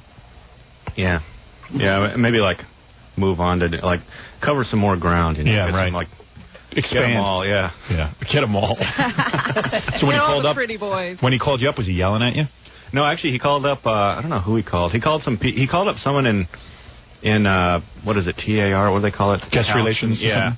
And then they called us. He called up a girl he knew there, I guess. And then she called us up, I think, without asking anyone above her. Because you can kind of kill a guy's career with just putting a weird T-shirt on Beavis and Butthead, right? Yeah. Well, it's not like it was. Not like he was booming. Yeah, right. It's not like you really. Yeah, he's going to blame you. No, now. I mean, actually, he could probably turn it into a comeback if he. Sure, maybe. Right. Yeah, right. Oh. No, I didn't think that. I didn't think it was that bad of a deal when I put it on his T-shirt. I just thought originally, like they thought, well, we got to make him like a geek kid, and I thought no, because even like. The geek kid will try to wear a T-shirt with some kind of band on it, but it won't be, it'd be like, right, Poison or something. So let me ask you, so how did you meet Stuttering John? The reason we know Mike is because he knows Stuttering John. Stuttering John became friends with Mike. Stuttering John's a big shot in the industry, man. Is he really? No.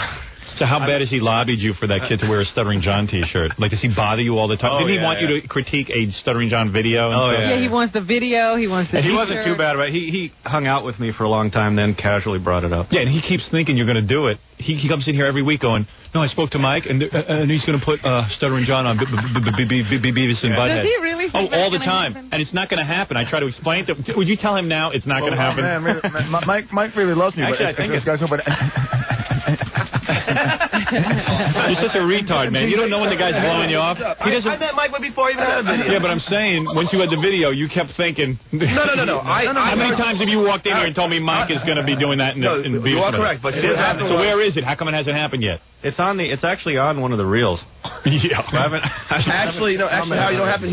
What happened was we heard through the grapevine that a girl that screens his videos wouldn't show him my video. That's when you believe that, right? Yeah, I do. Okay. You don't think Mike has seen your video? Mike can't get it for himself. He saw my video. He doesn't want to make fun of it on Beavis and Butthead. That's all right. He's not big enough. He doesn't have to. It's no big deal. Hey, John. Yeah. There's no Santa Claus. I hate to break it to you.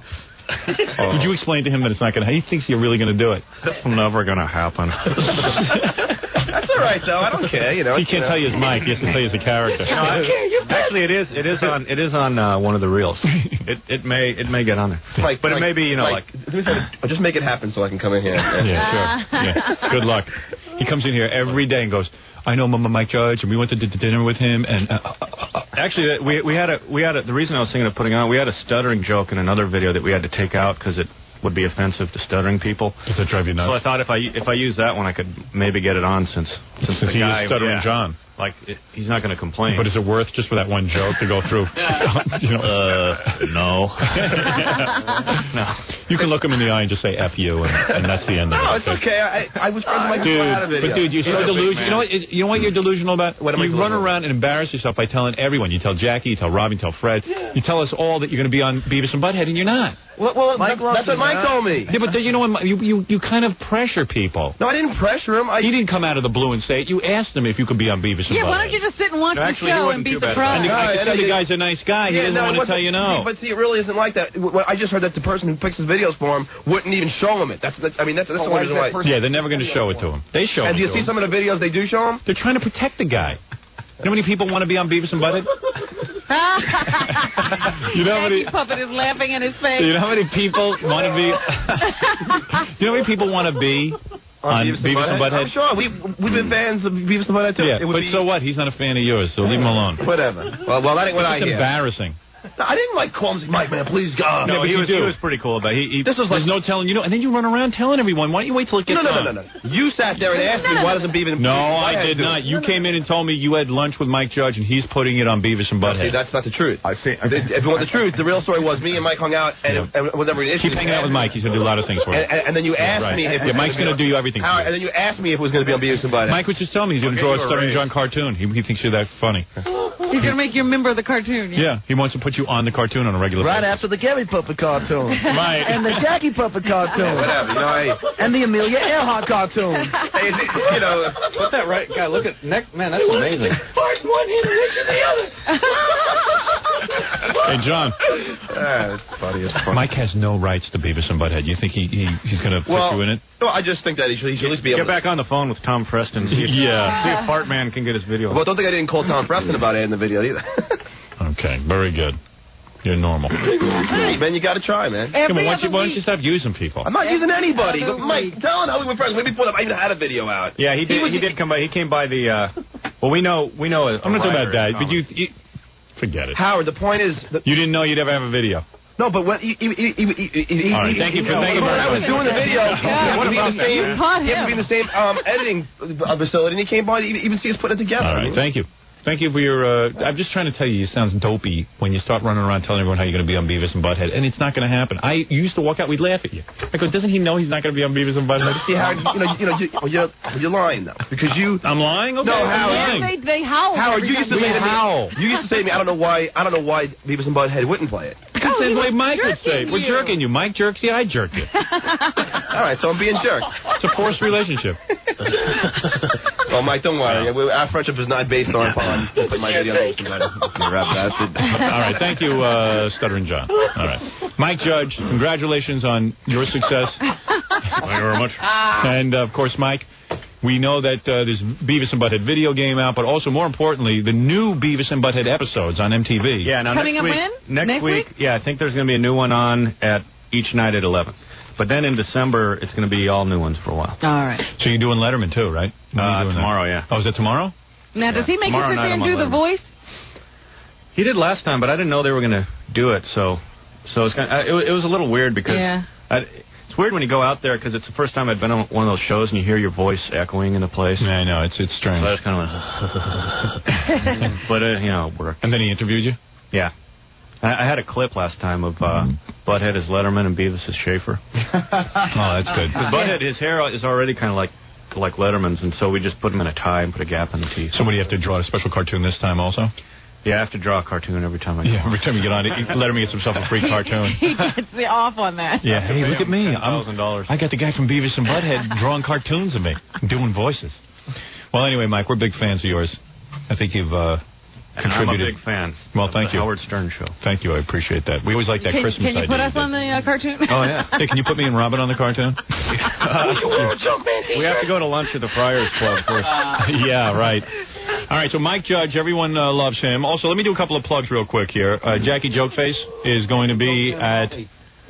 Let's see, Saturday night he'll be at Club Benet, November 12th for Big Show in Sayreville, New Jersey. For jokes and info, call 516-9221. Remember, 516-9221 is not a pay service. Also, if you'd like to get Jackie's Wild Comedy CD or cassette, $10 plus 3 shipping and handling, Halloweeny special. Buy 2, get 1 free. Call 1-800-323-KING. And don't miss Boy Gary, plus the very first public appearance of the Gary puppet since his abduction. This Saturday from noon to 2 p.m. at Tops Appliance City in Long Island City. This time I hope they steal Gary. Could somebody do that for us? And don't miss Stuttering John's band appearing at the Birch Hill in Old Bridge Township, New Jersey, soon to be on Beavis and Butthead this Friday night. And Stuttering John's band will be at the Roxy in Huntington, Long Island this Saturday night, October 29th. And if you're planning a wedding or Christmas party and you need a mobile DJ, now's the time to call Scott the Engineer's Rocket Entertainment at 718-BAG-5040, or as Scott always says, music the way you like it, while you look at my head, which is as shiny as my hiney. All right, thank you. Does he do those gigs now without a hat and Yes, hat? without that's pants. Wonderful. You want to get Scott the Engineer. Thanks, Mike, for coming by, and we'll see the rest of you tomorrow. KEGL, Fort Worth, Dallas. Howard Stern, mornings. You'll rock all day. 97.1 The Eagle.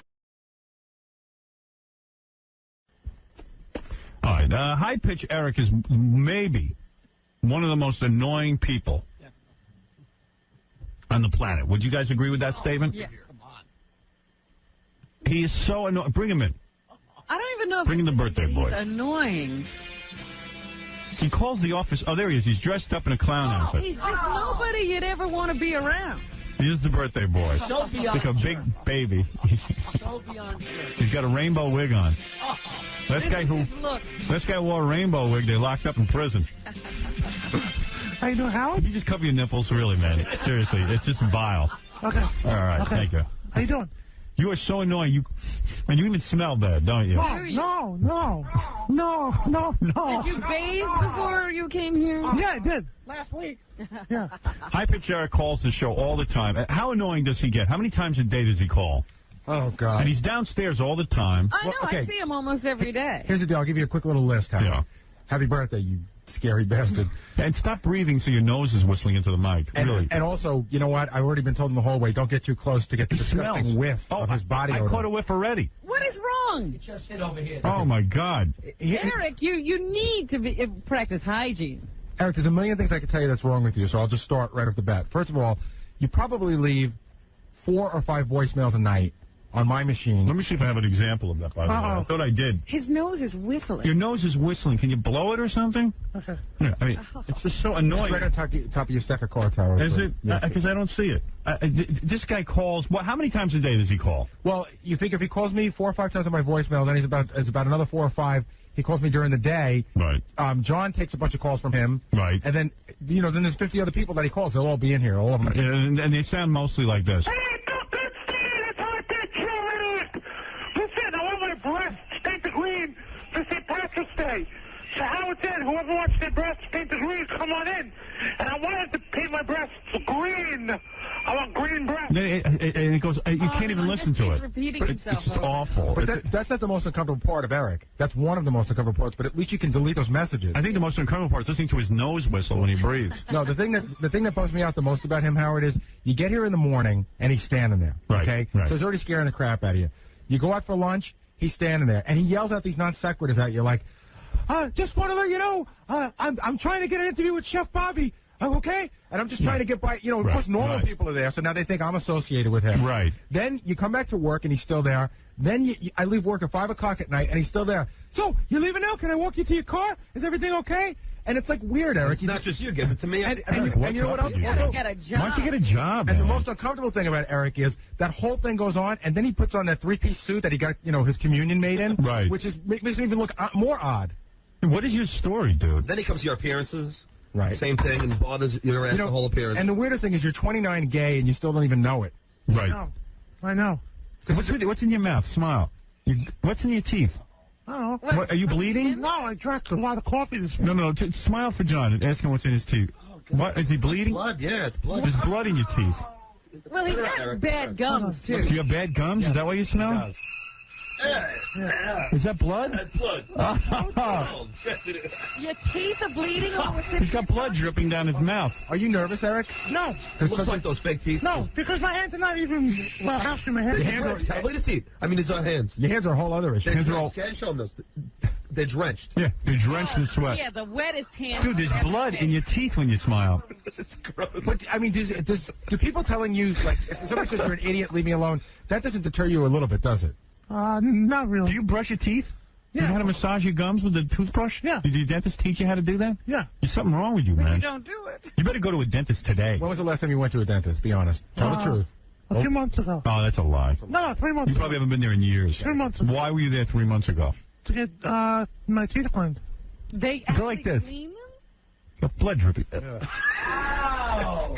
Because he always looks like he needs a teeth cleaning. Dude, why didn't you get a job instead of standing around outside? I need a job. Are you falling apart? Are you, dude? And then the cops in his neighborhood, they're like, he invites them over to his house. For teeth. But he likes male cops in uniforms. Wait a second. You know what? Can I bring a guy in, Howard? I got to tell you, because this is a great story. All right. Isaac, come here. Who's Isaac? Isaac works on our E-Crew. Yeah.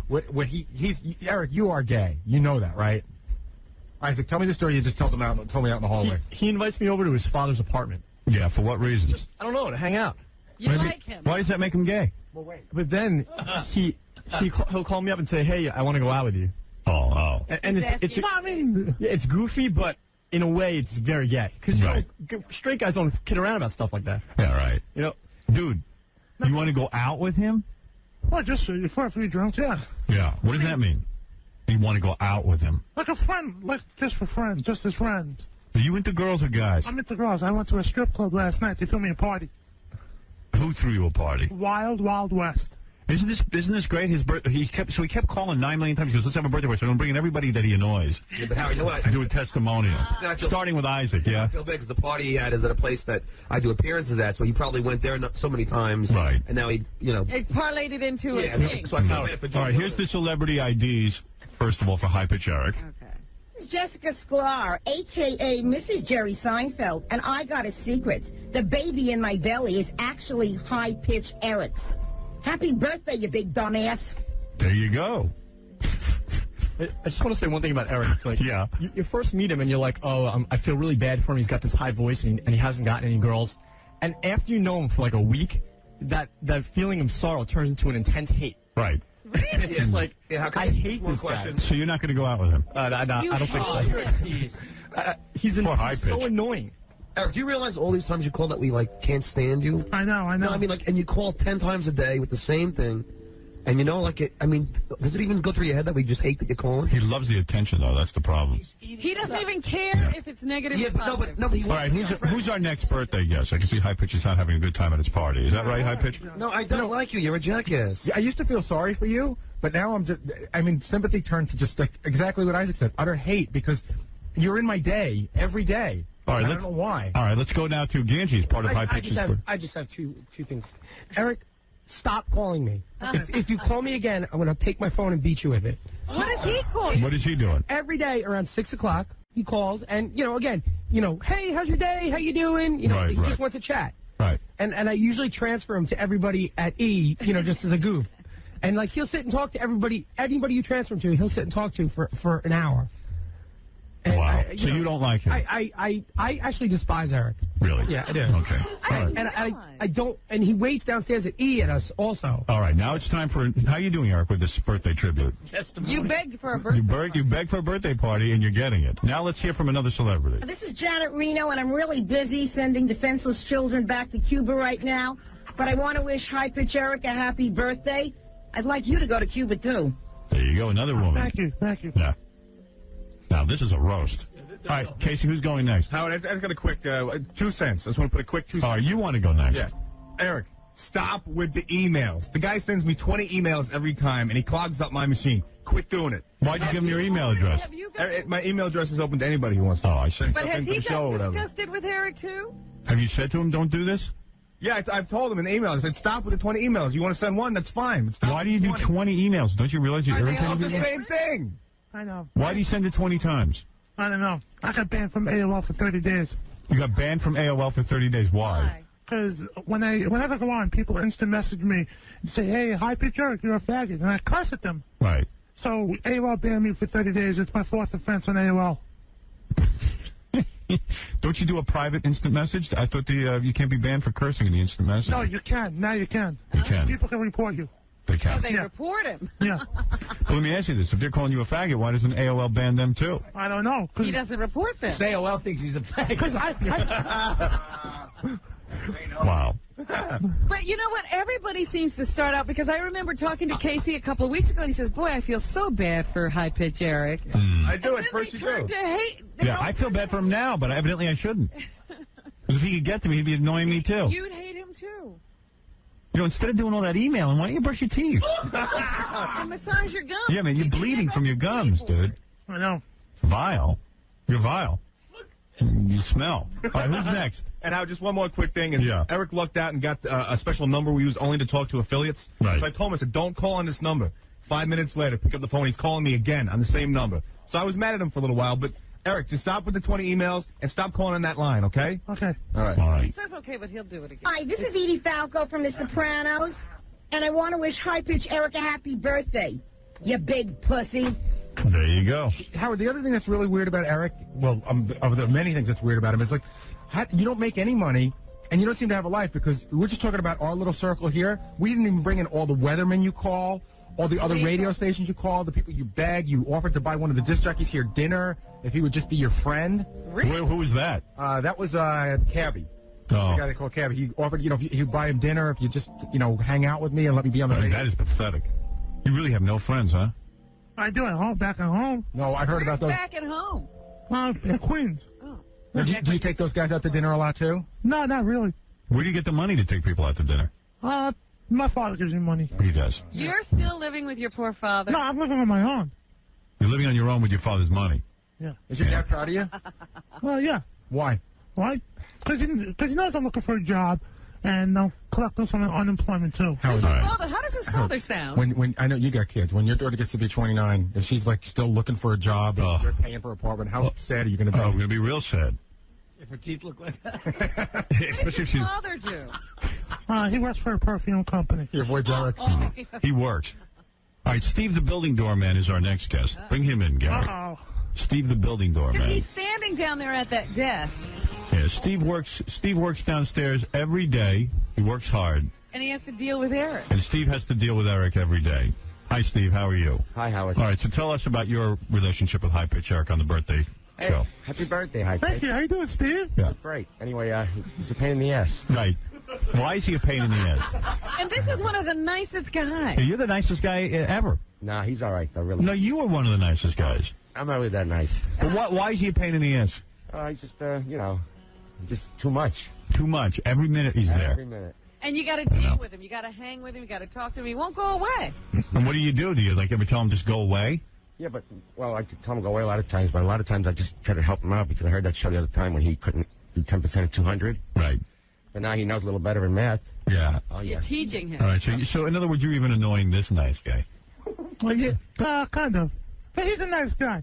Yeah, he's a nice guy. Have you taken him out to dinner? No. Yeah, why don't you take him out to dinner? Be his friend. You would. Yeah. You still owe me a bagel and a coffee, don't forget. No, you want me a bagel, cream cheese, and lox. No, last time I bought, you buy me next time. You see, you're encouraging him. Don't buy him anything. Hi, this is Angie Everhard, and I used to be in love with Howard, but now it's High Pitch Eric. Wow. Birthday. Wow. What am I, stupid? Wow. All right, let's meet our next guest. Who is our next guest, Casey? What? It would be Will Pendarvis. Oh, the disc jockey. Will Pendarvis works here. Wow. Here you go. Will, of course, does afternoons on the station. How you doing, Will? Good. And Will, I know that you have a friendship with High Pitch Eric? Yeah. What is it? No, I have a relationship. First of all, I want to say it's great to see High Pitched Eric here today because that means one less person's going to get pushed in front of a subway on the way to work this morning. He's a psycho? I don't think he's bleeding from his gums. I think he pulled a Jeffrey Dahmer on somebody. He just ate him. Seriously. Yeah. Loving, kind, a real people person. These are all words I would use to describe me. And And even I can't put up with a guy. Right. He's out there every morning when I come into work. Right. He's out there. He calls me 3 times a day when I'm on the air. Right. And then when I go home at night, I live like 2 blocks from here. Right. I gotta take a bus and a cab and a train To lose him. To lose him. Oh. It's like a scene out of the French Connection or something every night when I go home. And he calls you every night. You talk on the phone to him every night. Every day. And what, do you just hang up on him, or do you... Does he have an agenda, or we just call him? I think he just wants a job in radio or something. He wants to be on the air. Unbelievable. Yeah. And also live remotes, when I go do a live broadcast somewhere, who's the first person there and who's the last person to leave? High pitch Eric. Absolutely. You have put this energy into getting a job, dude. I know. There is no money in just standing around watching us. I know. Hey, Will, on another... Are you banging Rachel Hunter or something? No, that would be Kane. Oh, Kane. But Right. I'll take that rumor. Married man. Oh, Will, you're married? I'll take that rumor if you want. Would you marry one of the listeners? No. Are you married? Oh, listen, yes. Oh, you are. I didn't know that. But are you banging Rachel Hunter? I knew one of the jocks was Kane has got Rachel Hunter. Well, I know one of them's hanging out with her. I don't know if they're banging her. They're friends. They're friends, quote unquote. She doesn't want to say she's banging a DJ. Right, that's pretty low. Well, he's also on VH1, so she can say she's banging a guy on VH1. You know what I mean? Kane's a good-looking guy, though. Yeah, and you've pointed out. Could you bring him in here so I could look at him? All I know is I saw a picture of him in Rolling Stone. I said, what do we got, a penthouse centerfold working here? Yeah, I mean, I do this live broadcast, and I have these T-shirts that say Will Pendarvis on them that, K-Rock made up or whatever. And he keeps hounding me for one, so finally I give him one, thinking that he's going to leave me alone. Little did I realize it's like feeding a stray dog. Yeah, high-pitched Eric. He's going to hang around more and stuff. And then the worst part is he calls me the next day and says, hey, Will, I was wearing your Will Pendarvis shirt, and some girl came up to me and asked me if I was Will Pendarvis. And I told her, yeah. No, I told him no. I was going to shoot myself. Right. I mean, you pointed out on the air that I am not the most attractive man in the world. You're way more attractive than high-pitch Eric. Yeah, I don't look like that. No one looks like that. I got one positive thing to say about high-pitch Eric before I go. Go ahead. That is 2 things. Yes. Number 1, the guy is loyal. You got to give him that. Yeah. And number 2, he hasn't stabbed me yet. Right. Thank you. Will Pendarvis, listen to him this afternoon in New York on the radio station. He's a good guy. I see he minds his own business. Yeah, he's a very nice guy. Quiet, unassuming. Never bothers me. I'll tell you that. Never heard him talk that. No, he's great. High-pitch Eric obviously can get under anybody's skin. This is Dr. Laura Schlesinger, and I used to think that gay people are a genetic defect, but now I know it's high-pitch Eric. Happy birthday. See, I like high-pitch Eric because they don't allow him to get to me. Right. I mean, all I ever do is see him. I see him standing there, but I say hi and goodbye. He never bothers me. Right. I don't think he was such a bad guy. Evidently, he's a real waste of human tissue. Mass, energy, everything. High-pitch Eric's dad is on the phone. Wonderful. That's it. We're cutting you off. I had no idea you weren't brushing your teeth. Be quiet. We told you all these years to brush your teeth. Be quiet. Now you're bleeding from the gums. Shut up. Shut up. I'm cutting you off. Shut up. I'm This is cutting you on your off. ass. Shut up. Go to hell. Don't tell me to shut up. I told you to respect me. Shut up. All right. Hey, happy birthday anyway. All right. Thank you, Dad. One thing I have to ask, do you have brothers and sisters? I have a sister. Does she talk to you? Yeah. She does. Yeah. Not much. Does she have a job? Yeah, she talks like this. You never met his sister? She's like, hey, how you doing? Doug, you want to say something? Oh, yes. This is Doug Goodstein. He is an associate producer on my television show. Yes. Just want to wish a happy and healthy birthday to a guy who is well-liked, fun to be around, always welcome at the Howard Stern Show. And, of course, who am I talking about? Eric, help me out. Me. Wrong, you schmuck. I'm talking about Martin Lawrence, whose birthday's the same day as you. Oh, really? Yes, he's a talented guy. You are a disgusting, fat, moronic slob. Everybody hates you, Eric. I can't stand you. Do you know that the people don't like you? Do you know it now? Yeah. But it sounds like they start out sort of liking you, or at least having sympathy for you, but you irritate them to the point that they can't like you. You really don't like him, huh, Doug? Well, I hate him. Really? I don't use that word, and I get along with everyone. This is one guy who's the exception. Hank the angry drunk. Yeah, I have more tolerance for Hank than I do for this schmuck.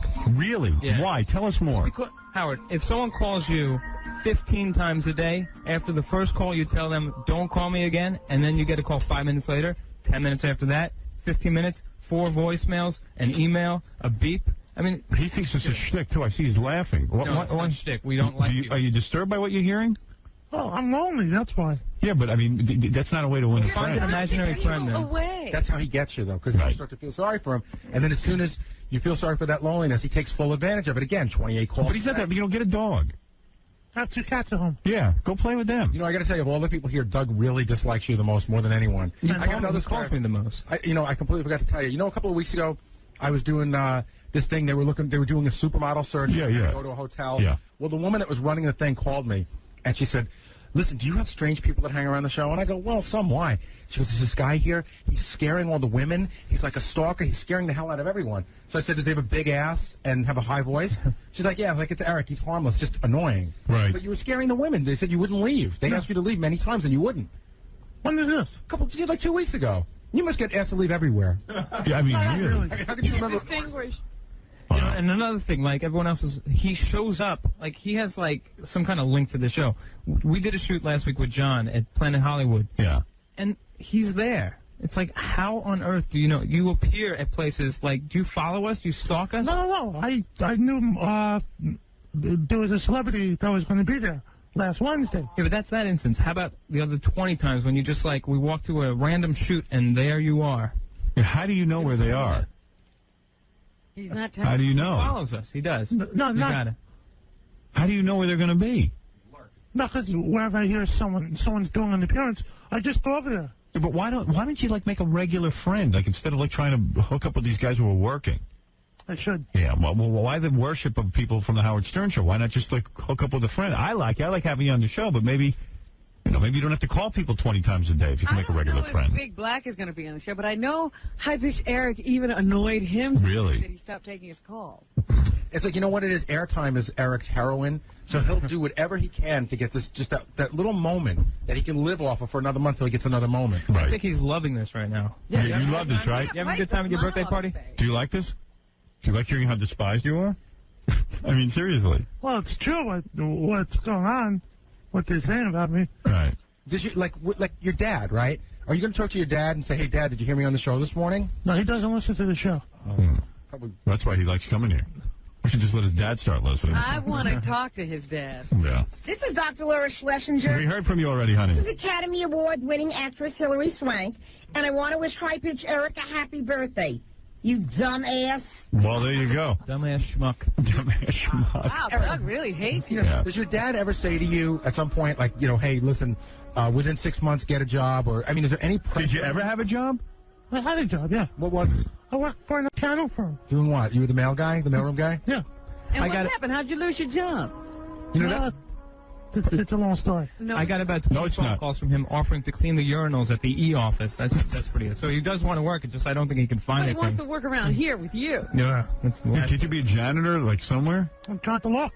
How did you lose your job? By going on the show here. By being on the show. Is that right? Why, because you kept being late for work, or they just didn't want you on the show at all? Well, they didn't want me on the show, and I was late for work, too. Wow. He actually worked at a reputable accounting firm. So Right. that probably didn't. That wasn't exciting enough. Yeah. I can't get over it. Like, pull your shirt up. Have you checked yourself for breast cancer? I was watching Richard Roundtree last night. All right, here's High Pitch Eric's sister. Hi. Shut up. What can we do for you, High Pitch Eric's sister? Excuse me? I said, what can we do for you? I just want to wish my twin brother a happy birthday. All right, thank you. All right, is there anybody else Can I just on wrap the up? birthday show? I got him a present. I got to do us all a favor because it's inevitable. You're coming back. I got you some deodorant, and I got you a very special gift in my pocket. What is that? Yeah, it's right over here, Eric. That's for you, buddy. Okay. The FU finger. You really don't like him. No, don't call me ever again, please. Thank you. Really, really, really despise him. Doug is like he's the lead guy. So is the BO a regular thing? He always has that. Do you shower? I shower every day. But do you sweat a lot? Is that the problem? Yeah. But you know why? Because he's so fat and out of shape. Like, if you just spent an hour a day running around the block instead of standing out front, you'd probably be better off. Yeah, you should walk around this building, not stand here. Well, a few years ago, I tried to run around the tennis stadium by where I live, and I almost dropped dead halfway. Yeah, but you don't do nothing for 29 years and then run around a stadium for a few weeks. That's funny. Then why don't you walk every day? I walk every day by where I live. Right. And then start jogging. You don't have to run that fast. You got to ask him, the first thing you do when you leave here, are you going to leave here and go call Doug? No. No, I'm going to go... Who's the first person? What are you going to do? I'm going to go to a bar and drink. You're going to drink. You're not going to make any more calls to these guys? No. You're not going to call any more weathermen or go to any more weatherman funerals or anything like that? No. That's a lie. He's lying. No. Who's our next guest? Howard, we've got 2 more people that want to wish him a happy birthday party. First, it's Richie from me, and then it's Ronnie the Mun Super. All right. This is Richie. Richie deals with him a lot. How come you deal with him so much, Richie? Because he calls the E office just all the time. Right, and you answer the phone over there? Yeah, sometimes. Like, Doug just passes him off to me. Oh, okay. So you have to handle him. Yeah, unfortunately. He's Doug Baba Booey. That's the problem. Right. Eric, you dumb dick. Let me tell you something. On New Year's Eve, Doug and I were going to throw a party. Right. He calls up at 2 o'clock in the afternoon. Can I come over? I go, hold on a second. I put him on hold for 45 minutes. Right. Leave. I forget him. Right. I come back. He's still on hold. So I pick up the phone. I go, you still there? He goes, yeah. I go, you're an idiot. And I hang up on him. Right. An hour later, calls up again. Up until 11 o'clock, New Year's Eve. Oh, my God. You were calling, trying to come to a party. That's so sick. Dude, you're... yes. No, not till 11 o'clock. Yeah. What, 10:30? No, Why don't you let him go to the party? Please. No. Would you have ruined the party? No. You would not. I'm funny at a party when they drink. Really? He scares people. He does. He really does. Yeah, he does. He scares people. If you don't know Eric and you see him for the first time, like I remember my first meeting with him, which is how he got on the show. He showed up to an appearance, and he shook my hand and slimed. I know, it's all wet. It's true. Who would have him at a He party? walked with me for blocks, and it's weird if you know him. And I take the train in the morning. Right. Sometimes, because he lives in Queens, and so do I. I see him on the train, and he's staring at me, waiting for me to acknowledge him. And I have to, like, either run to another car, or I have to, like, just stare at the floor for a 40-minute ride. Just want to make eye contact. You don't want to talk to him. Oh, it's like a gnome, just like a troll, staring at the back of my head for a 40-minute train ride. It's disturbing. Don't you get it? I do, but did I see you at Wendy's when you went to a movie? I went to go see when Star Wars came out. And he's, hi, get me on the show tomorrow. I want to give a review about the movie. Dude, you are everywhere you go, you run into him. Yeah, it's like a fungus. You can't get rid of him. How do you know, Eric? How do you get all this information on where everyone's going to be every minute? I don't know. You don't even know. I mean, I wouldn't even know how to find anybody from the show. Yeah. How do you know? Actually, there is a website where people show up. There's a website? Yeah. They tell you where people are going to be? Yeah. But you mean just for appearances? For appearances. Right, but how do you know? But how do you know where the shoots are going to be? And are you an alien? Is there an antenna in your head? No. Can you read minds? No, I heard a really bizarre rumor about him, too, Howard. Oh, yeah. I don't even want to know it's true. Is it true that you were on AOL trying to pick up chicks by giving out, like, my home address and stuff? No. He's not going to admit to it. No, seriously, I got banned for 30 days on AOL. You're even annoying when you're on AOL. That's like the last lifeline for you. If we cut you off and AOL cut you off, what will you do? I don't know. AOL cut you off, so what do you do now? You used to be online all the time. Stalks us. No, I'm going to see if I can use another internet service. Right. That explains why he upped his whole appearances here, hanging around the building. It makes sense. The last 2 weeks, he's been here more than ever. If you sign on a different ID, on a different name, you can get right back on AOL. I've been banned a couple of times myself. Why tell him how to get around? No. See, I feel bad for him. Hey, Howard, get sucked in. No, I'm not going to get sucked in. It's like a Twilight Zone. He sucks you in. He really does. With that cute little afro wig. It's like a leech. It's like trying to pull a leech off your body. No, I'm not getting sucked in. I've heard enough bad stories. Yeah, go ahead. Hey, Howard, I talked to one of the girls on AOL that he tried to pick up, and they said that was true. He said he was giving away the home address of everyone on the show. No, really? Yeah, I don't think he has it to give, but I think he offers it. Right. You know what I'm saying? Right. No, I don't. Then he makes up fake addresses to try to get... Do you know where Gary lives? No. Well, the girl told me where he lives. Told me pretty close. I don't know where anyone lives. Eric. No, I don't know where anyone lives. Yeah. Eric, do you know where everyone lives? No. Definitely lying. No. All right. What? All right, who is next? What Eric's got to understand is that we laugh at him, not with him. All right. You got to understand that. And I got you a present. Got you some scented sponges to hold in your hand. Dude, you need these badly. So take them in good health, all right? All right, thank you, Richie. That kid's a good kid. I have never. I never heard him say a bad word about anyone. He's a nice guy. Howard, now it's Ronnie, the limo driver. All right, is he the last one? All right, Ronnie, the limo driver. Pretty annoying people who are associated. How long is this going on at this intensity? I didn't know any of this. Quite a while. It's got to be anywhere between 9 months and a year. Really? Yeah. All right, Ronnie, you have the last word at the birthday party. Well, first of all, there's nobody more annoying than Melrose Larry. But he comes real close. Right. Okay? Yeah. He hangs around this building more than anybody else because Larry doesn't live here. But if he lived here, it would be a close second. Right. Second of all, he stinks. It's like unbelievable. This man reeks. Right. He showers every day. I don't see where he showers. Right. Do you shower every day? Stinks. Do you use deodorant? Yeah. What, do you shower with stinky water? Do you wash your buttocks and your testicles? Yes. And You under do. your arms? What time did you get up this morning? About 4:30. And you took a shower? Yeah. And at 6 o'clock you already stink. How is that possible? Because he's lying. Unless you ran from your home to here, which we know you can't do. No, I ran from my house to the train station. Do you use soap? Yeah. If you walk into the green room now and smell his clothes, Really? it's like the whole room Maybe you don't wash your clothes. Yeah, maybe. I do. You do? How often? Every Sundays. So, but you might wear the same outfit every day for a week and then wash it. No. He wears the same clothes all the time. Yeah. That same sweat outfit and I didn't wear this yesterday. that same Nike jacket and that stupid hat he wears. Right. Well, it is appropriate for him to wear sweat clothes. That's what. So you reek. Yeah, because I sweat a lot. Right. Have you gone to a doctor about your sweating? No. I don't know which doctor handles sweat. I'll tell you what, I'm a doctor. You know why you sweat? You're fat. No, it's worse than that. How much do you weigh? 250? He's got I a know problem. fat people who don't sweat About like that. 250, 260. Yeah, that means 280, 290. 280, 290, right. Then he hangs out with this guy who dresses in women's clothes. No, I don't. And they run up and down the street together in his neighborhood. Oh, No, man. I don't. Yeah, he does. Look at him. He's No, laughing. He's no, smiling. Look at him. Actually, there was a fair by where I live yesterday, Yeah.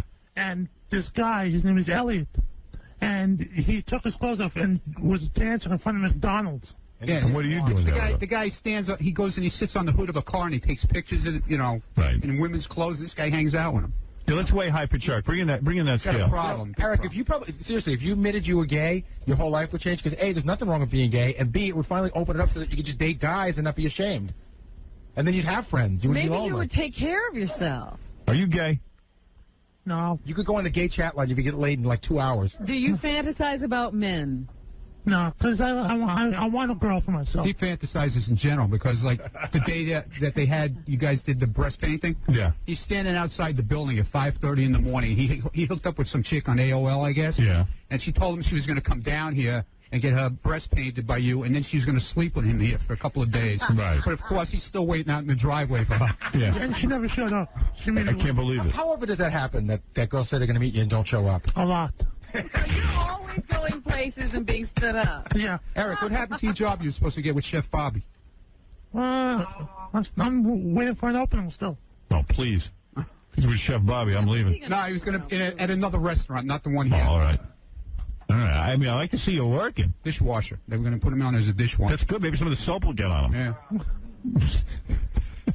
His hands are wet anyway. Anything else you want to say, Ronnie? Or you No, that's it. That's pretty much I guess it. that's enough to fry him. Right. When he laughs, his breasts jiggle like a woman's. Hey, Howard, there's one more thing I just found out about. There's another DJ here at the station. Yeah. Who says Eric threatens him with physical violence. Really? Who's that? This is Crazy Cabbie. All right, bring in Crazy Cabbie.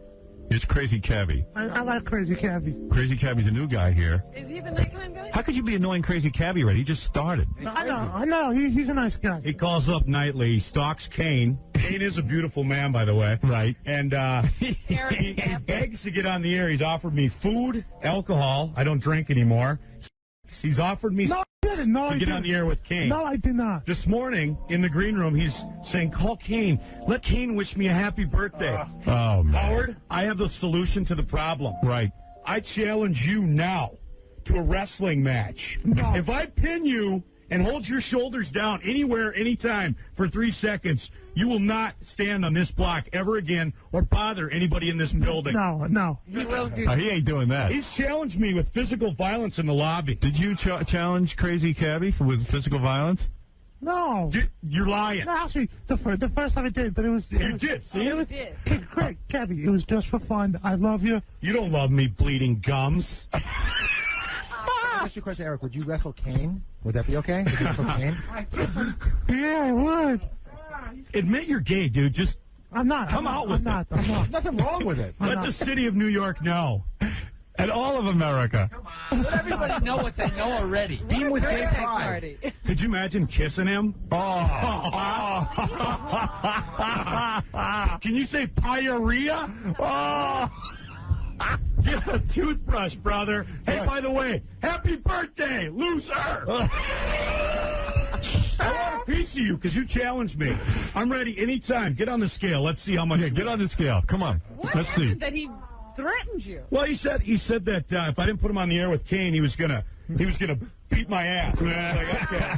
I spent 5 years in the 82nd Airborne, brother. Anytime you're ready. Yeah, you're a tough guy. Anytime I can see that. ready. I can see that. All right, high pitch. High pitch.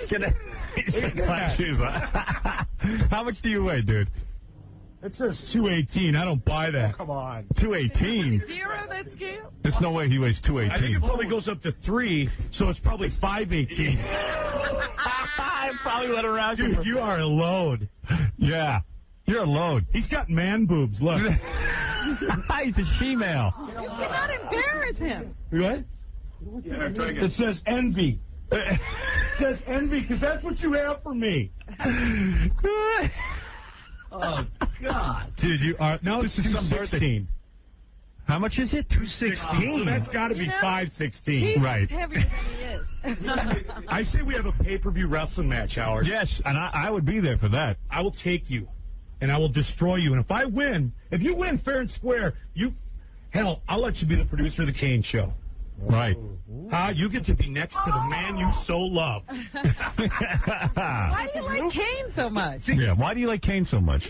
I don't know, man. Why, I 'cause don't he's know. hot? I like to say hello to him every now and then. Howard, this is the whole deal. This is the whole gay thing. He can't explain his feelings for Dude, Kane. you do smell, man. Come on, man. You might not want to wrestle him. You might get that stank all over you. It'd be worth it just to get him out of here. Right. Just to get him off the block. That would be the rule. You could never. Don't touch me. Dude, don't touch me. Look at you. I'll take you right here, right now. You guys want to do it? No. How? Just to get him off the block, I will do it right here. You would do it right here. I would do it right here. Right I here would you would do risk it. the smell. It's unbelievable. I was going to say, how can you wrestle him when you don't want to touch him? Well, you know what? I would do that just for the fine folks. Just for the show. Just for the show. Pay the tomato juice when you're done. All right, are we done with your birthday tribute? You got to admit, this was some birthday tribute. What is it? Hey, Howard, just one more thing. I think that the reason why he was so light on the scale is because he had the shoes on, the big clown shoes. Right. And all of his weight was on the scale. If you want to try it again. All right, go ahead. Take your shoes off. Take your shoes off. I don't believe you weigh 218. 218. One of his legs weighs. I think it's 518. 218. How tall are you, Eric? 6'1". 6'1". No, you weigh more than 218. Oh, dude, you just... How about that? Right now it's 230. 230. All right. But wait now. Look at how big he is. I'm going to get on that scale. Right, go ahead. How much do you weigh? Yeah, press the thing there. Crazy Cabby, how much do you weigh? I think I weigh about 300 pounds. Really? Yeah. I carry it well, though. You must have muscle. It says 224. I know I weigh more than that. That scale's This messed scale is wrong. Gotta get a new scale. I'm telling you, Eric weighs at least 500 pounds. No, dude. Well, this was Let's see his gut. No, I can't. Let me see your gut. Take the string off. Yeah, strip him. I don't know. He knows how to turn around. That's the most vile thing you've ever seen. Eric is very fat. I think you and Kane, no way. You know he's got funny body hair, too. Oh, wait, we got a real scale now. Okay. All right, He's got a marble top. Yeah, this is a real scale. Go ahead, step on that.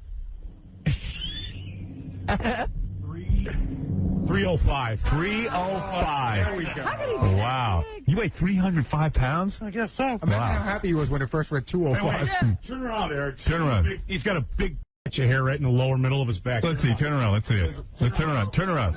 All right. Turn around. Turn around. It's a gift that keeps on giving. Wow. Stretch. So what do you think? I think, well, look. We wrestle, and if I win, he leaves us alone. And I say He won't do it. He knows he'll lose. Just bother you guys. Right. I think he bothers everybody who walks into this building. Wait a minute. Right. He does. He bothered Julie Slater?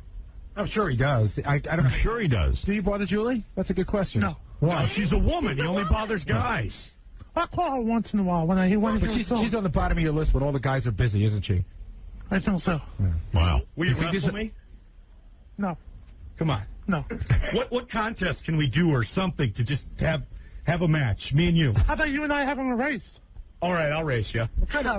What race could you win? A foot race. Back race. A foot race. There it is. He made the challenge. I accept. You accept the foot race. I accept the How foot far race. do they have to run? It doesn't matter. I ran 10 miles a day for 5 years. Right. Anything. Where are we running? What day? You set it up. Eric, he made the challenge. He can't back out. You lose, you leave us alone. I say let's do it Saturday.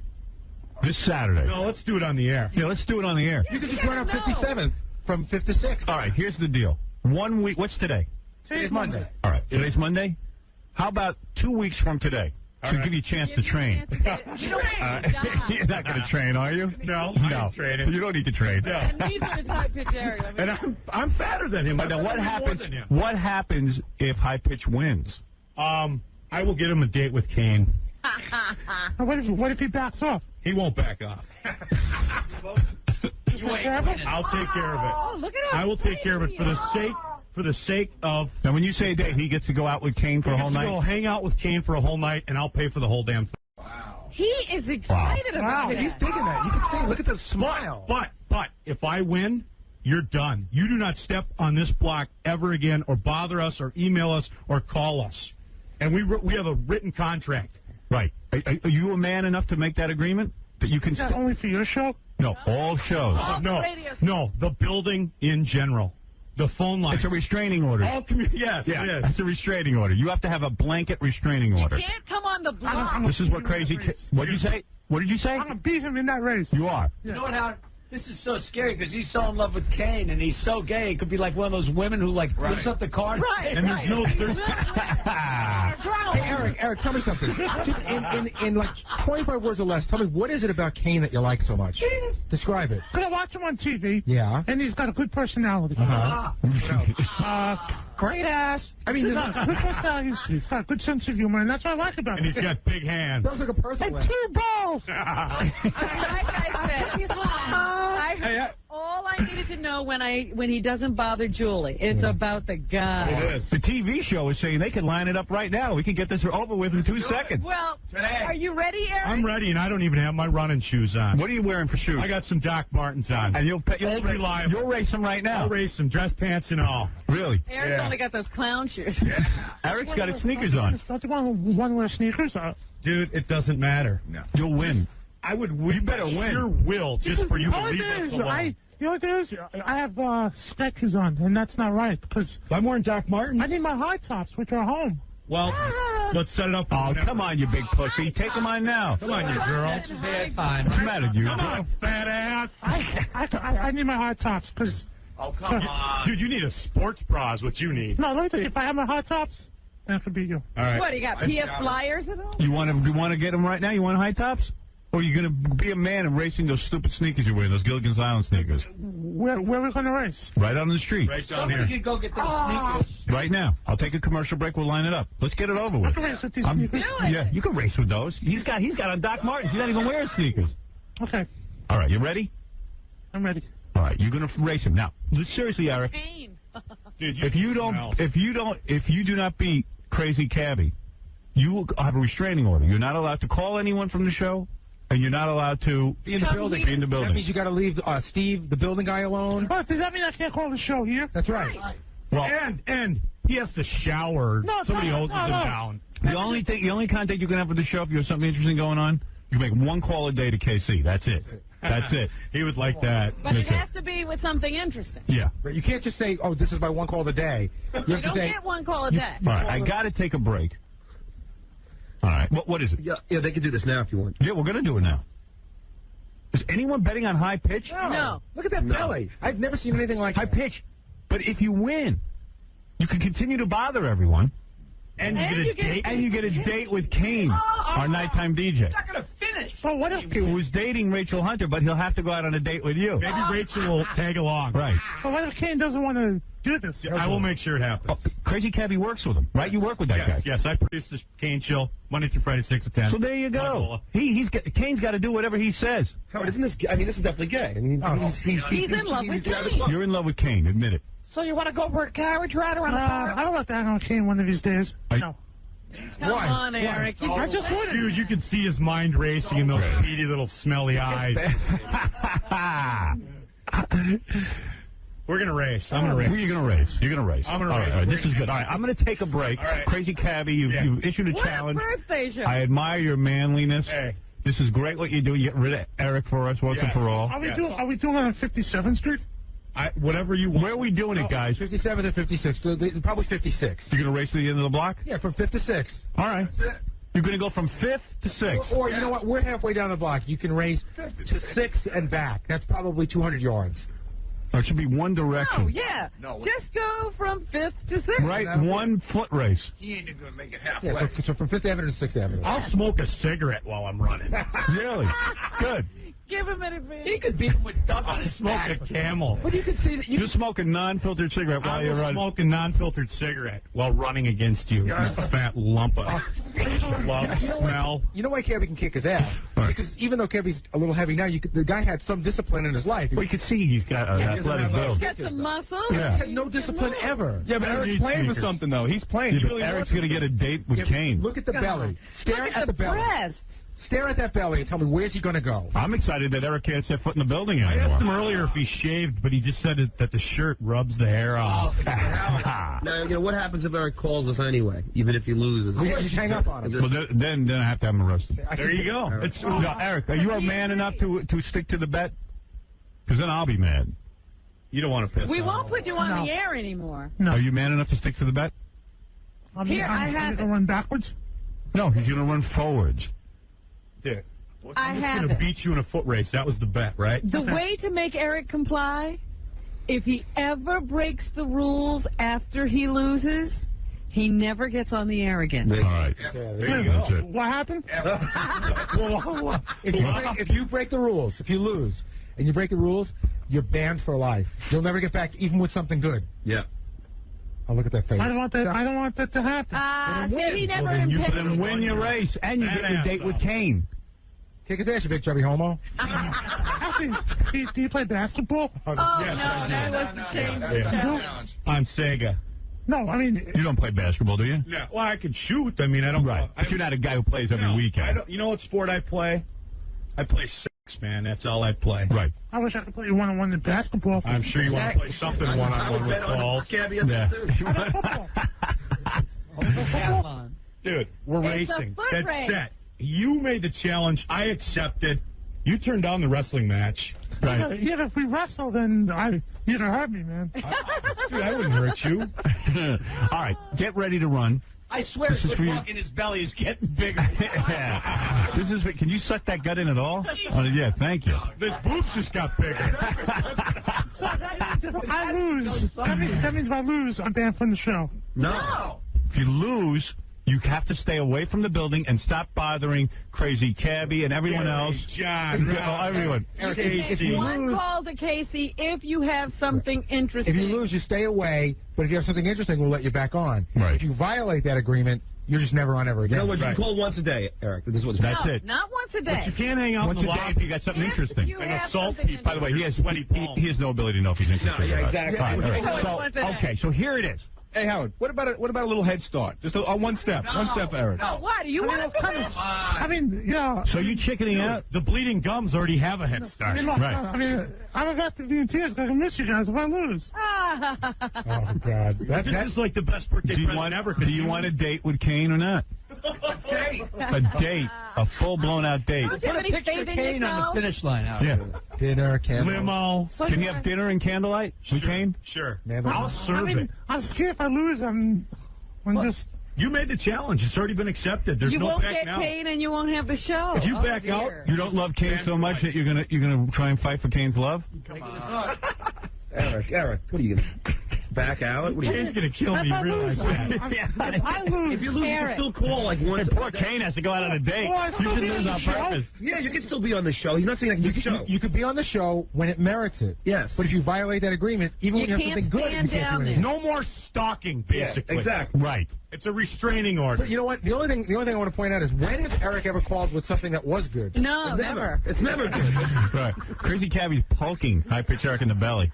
I mean, I want a girl for my birthday, too, and it's hard for me.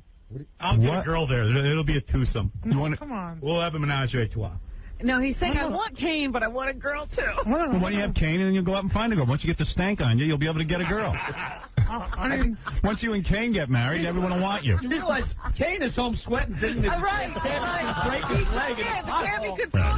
I think that he wants to be able to look at a girl while Kane does stuff to him, and that way he can say he's still straight. There's no girls on the phone right now who want to go home? Wait, there is a girl. Oh, there is? There is a girl. I have to be honest. Yes, Sharon, go ahead. Hello? Yes, what do you want to say? I wanted to say that I'm an attorney who does a lot of domestic violence and restraining order laws, and I'm volunteering to help you with the restraining order when he violates, because the guy's nuts and he's going to violate it. Thank you. And, Thank you, Sharon. No problem. So you don't want to go out counseling as well, because he's nuts. You don't want to go out on a date with him, do you? No, I definitely don't. Right. Okay. Thank you, Sharon. You're very welcome. No one's going on a date because I'm going to whoop that fat stink right down the block. That's it. All right. I have to take a break. All right. Eric, are you ready to race for your love for Kane? You'll have a wonderful dream date with Kane if you win. You can't back out. Candlelight, the gorgeous Kane. Tavern on the Green. When will it happen? When will it happen? When will the date happen? Within the week. Yeah. Within the week. I will take care of it, but it's not going to happen because I'm going to beat you. Right. Handle it. If you win, it's a chance. Not only will you go out to Kane, but you'll have his ear. You'll be able to tell us what great ideas you have. Cabby, can I ask you a question? Yeah. Can you arrange, because you are the producer of the Kane show? Yes. That Kane will even take a picture with Eric and Kane will have his shirt off? Oh, yeah, I can make that happen, Howard. I know I can. I know Kane well. He'll do that for me. He's sleeping. He's, where do you think Kane would take his shirt off and pose next to Eric? If he won't, I will. All right, good. Someone will take their Can I shirt be off. on this VH1 show? No, that's He has nothing to do with it. How would we explain that? Right. Let me see that. We got this fat, smelly guy with a really bad voice. Can we put him on VH1, please? Is that a picture of Kane right there? Let me see that picture. This is what you're playing That's for. an old picture. Well, wait a second. Let me see that. Vavoom. Oh, my goodness. Maybe I'll race How do you, wait. Get your shoes. You got your high tops? I don't even have There it is. That could be yours. All right. That is it. Oh, is that a contract? Oh, we got a contract here, too. They just wrote up a contract. No, I'm looking at Kane. I want to race, too.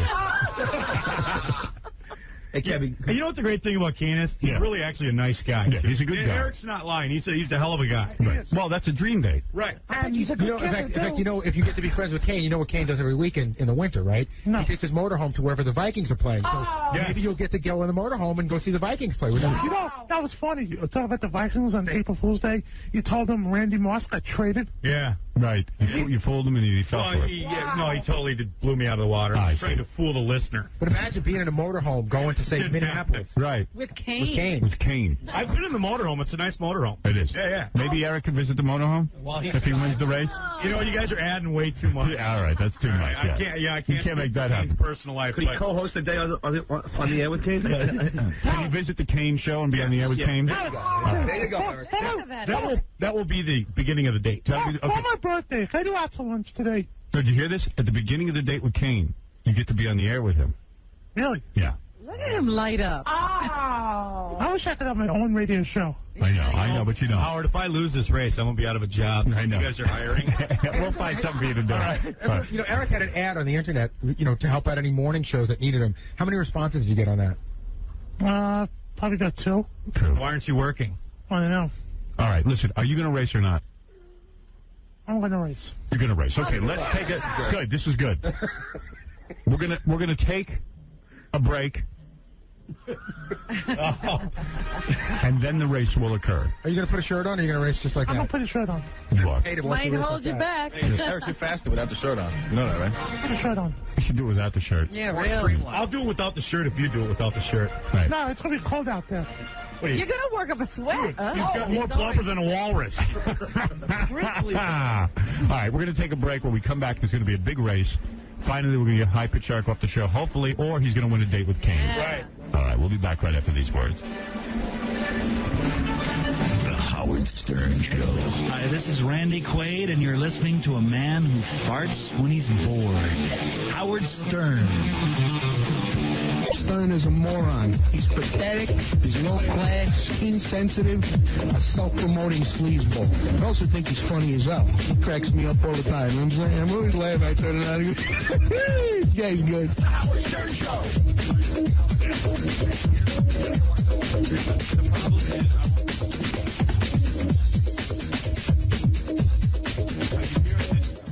check. Scott, are you hearing this?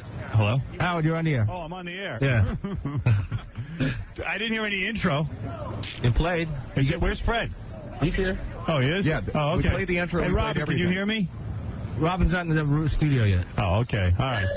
Here she comes. Oh, here she comes. Okay. Hey, I'm out on the street. Robin, are you there? Somebody get Robin in the studio. I want to get this going. All right. Scott has to turn on my mic before I can talk to Yeah, him. he's never done that before.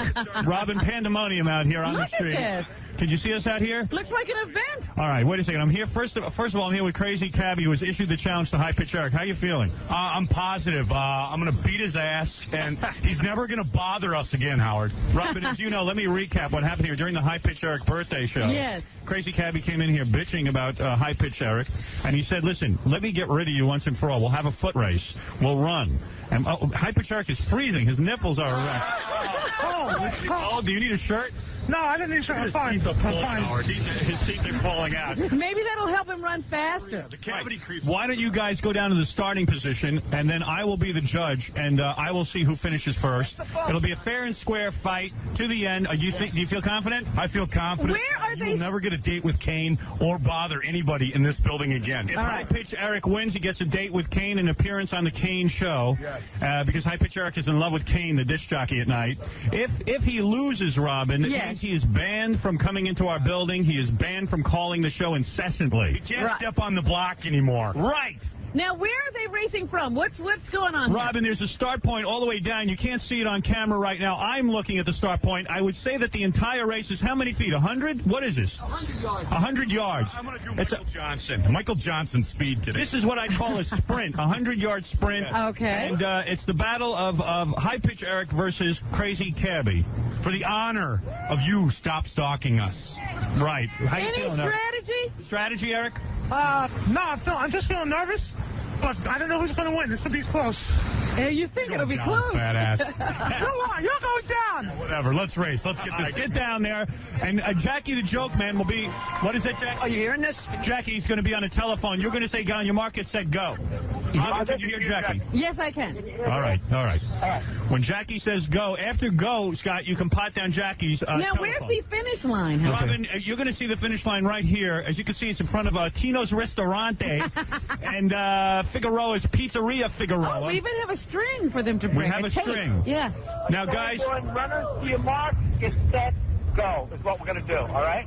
Jackie's getting them Jackie's prepared. getting them lined up. These are two very heavy-set boys. Oh, my God. Jackie, whenever you're... Hold on a little bit more, you guys, because you're huge. High Pitch Eric versus Crazy Cabby. Crazy Cabby weighs 10 more pounds than High Pitch Eric. High Pitch Eric weighs 310. I think Crazy Cabby's 320. Robin, I'll try and call it for you, the action. All right. Jackie the Joke Man, whenever you're ready. You all set?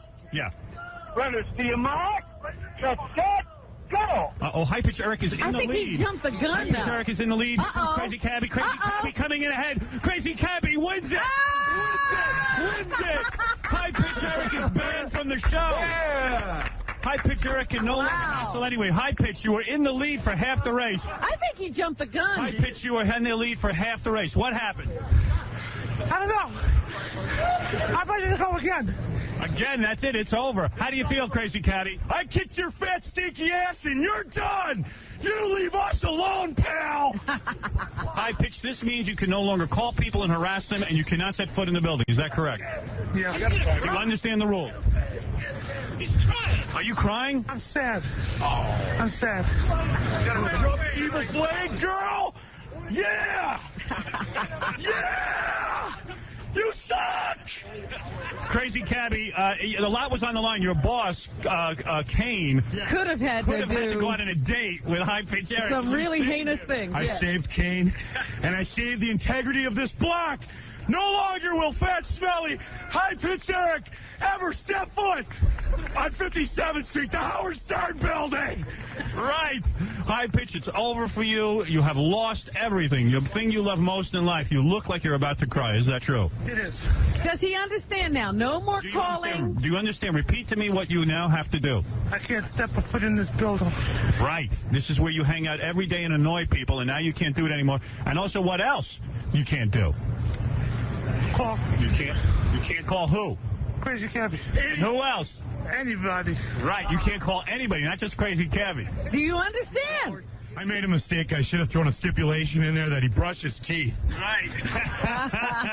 Well, now you're going to have a lot of time to brush your teeth because you're not going to be on the phone every minute. Isn't that correct?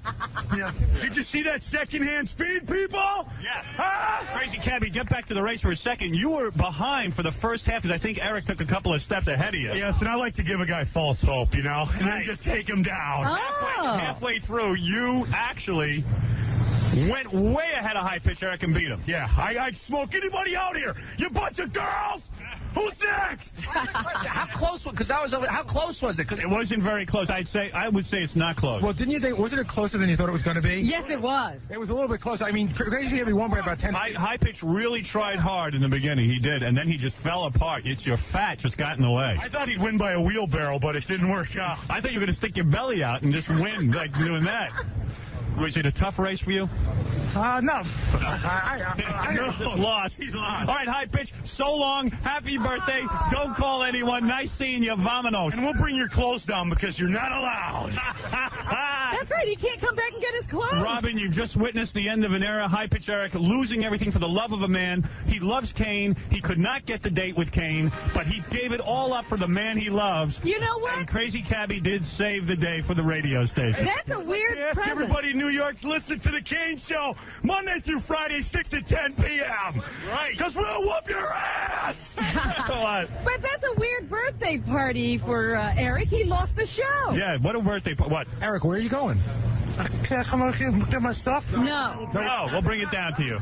You can't come in the building. You can't come in the building. You lost everything. It's like a puppy dog. Like you say, no, if you're following You lost the love of a man. What's the matter? I'll take them in out. These two girls Yeah. will have my birthday party on Saturday night. Right, yeah, well, those girls don't even love you anymore. You can't come in the building. I'll take them in. You'll take them in, all right. Come with me. There you go. There's a guy who loves you. Come in. Absolutely. Come on. Gay? Are you a gay man? All right, we got Robin. Take a break. We'll be back upstairs for the post-game wrap-up. All right. What a game.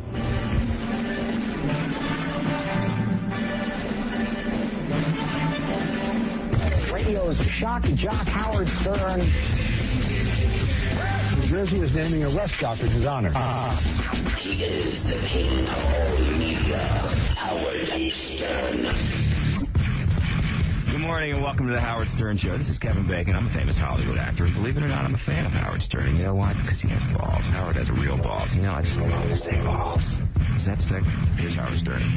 Hey, what about Jackie Way Too Many Heineken Martling? His 4 filthy oleo CDs and cassettes are at Coconuts, or call 1-800-323-KING. Friday and Saturday, May 5th and 6th at the Comedy Palace in Andover, Massachusetts. For MP3 audio and Jokeland Web Mall, visit jokeland.com. Robin, we just witnessed a great birthday show. High Pitch Eric, fan from the show. Who knew that it was going to turn into something so incredible? Yes. We just had a major change in the show. Yeah. Well, he can still come on the show. It's just he can't. He has to come up with some reason. He can't just call all the time.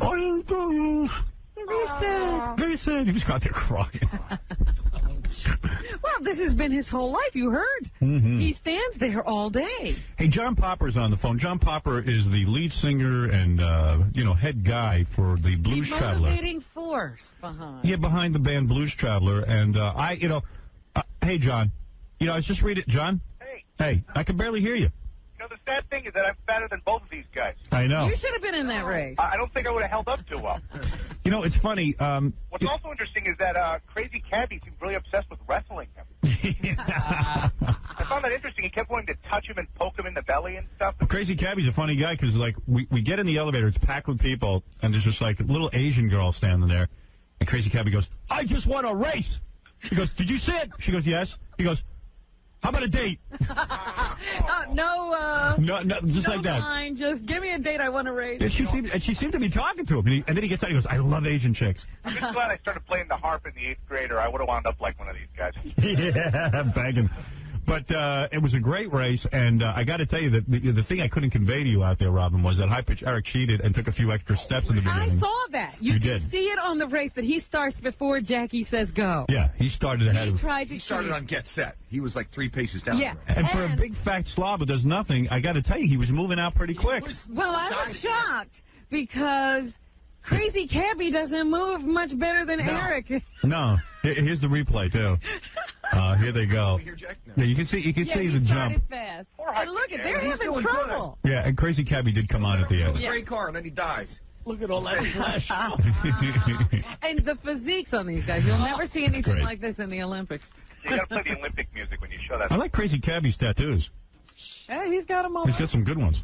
I got to get more tattoos. I'm not tattooed Wait, you enough. want a sleeve now? Because he's like got half a sleeve. Yeah, I don't want a whole sleeve, but I need major things going on in my body. Really? Yeah, I want to cover it all up. Why?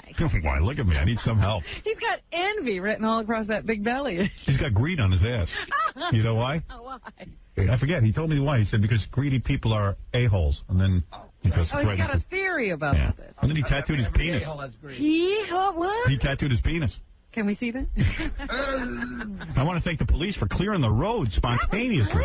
Great. Like unbelievable. They even had a dotted line with 2 lanes down there. I love the New York City cops. They get it all done. They're beautiful. They get rid of the homeless. I was really impressed with that. Yeah, I love it.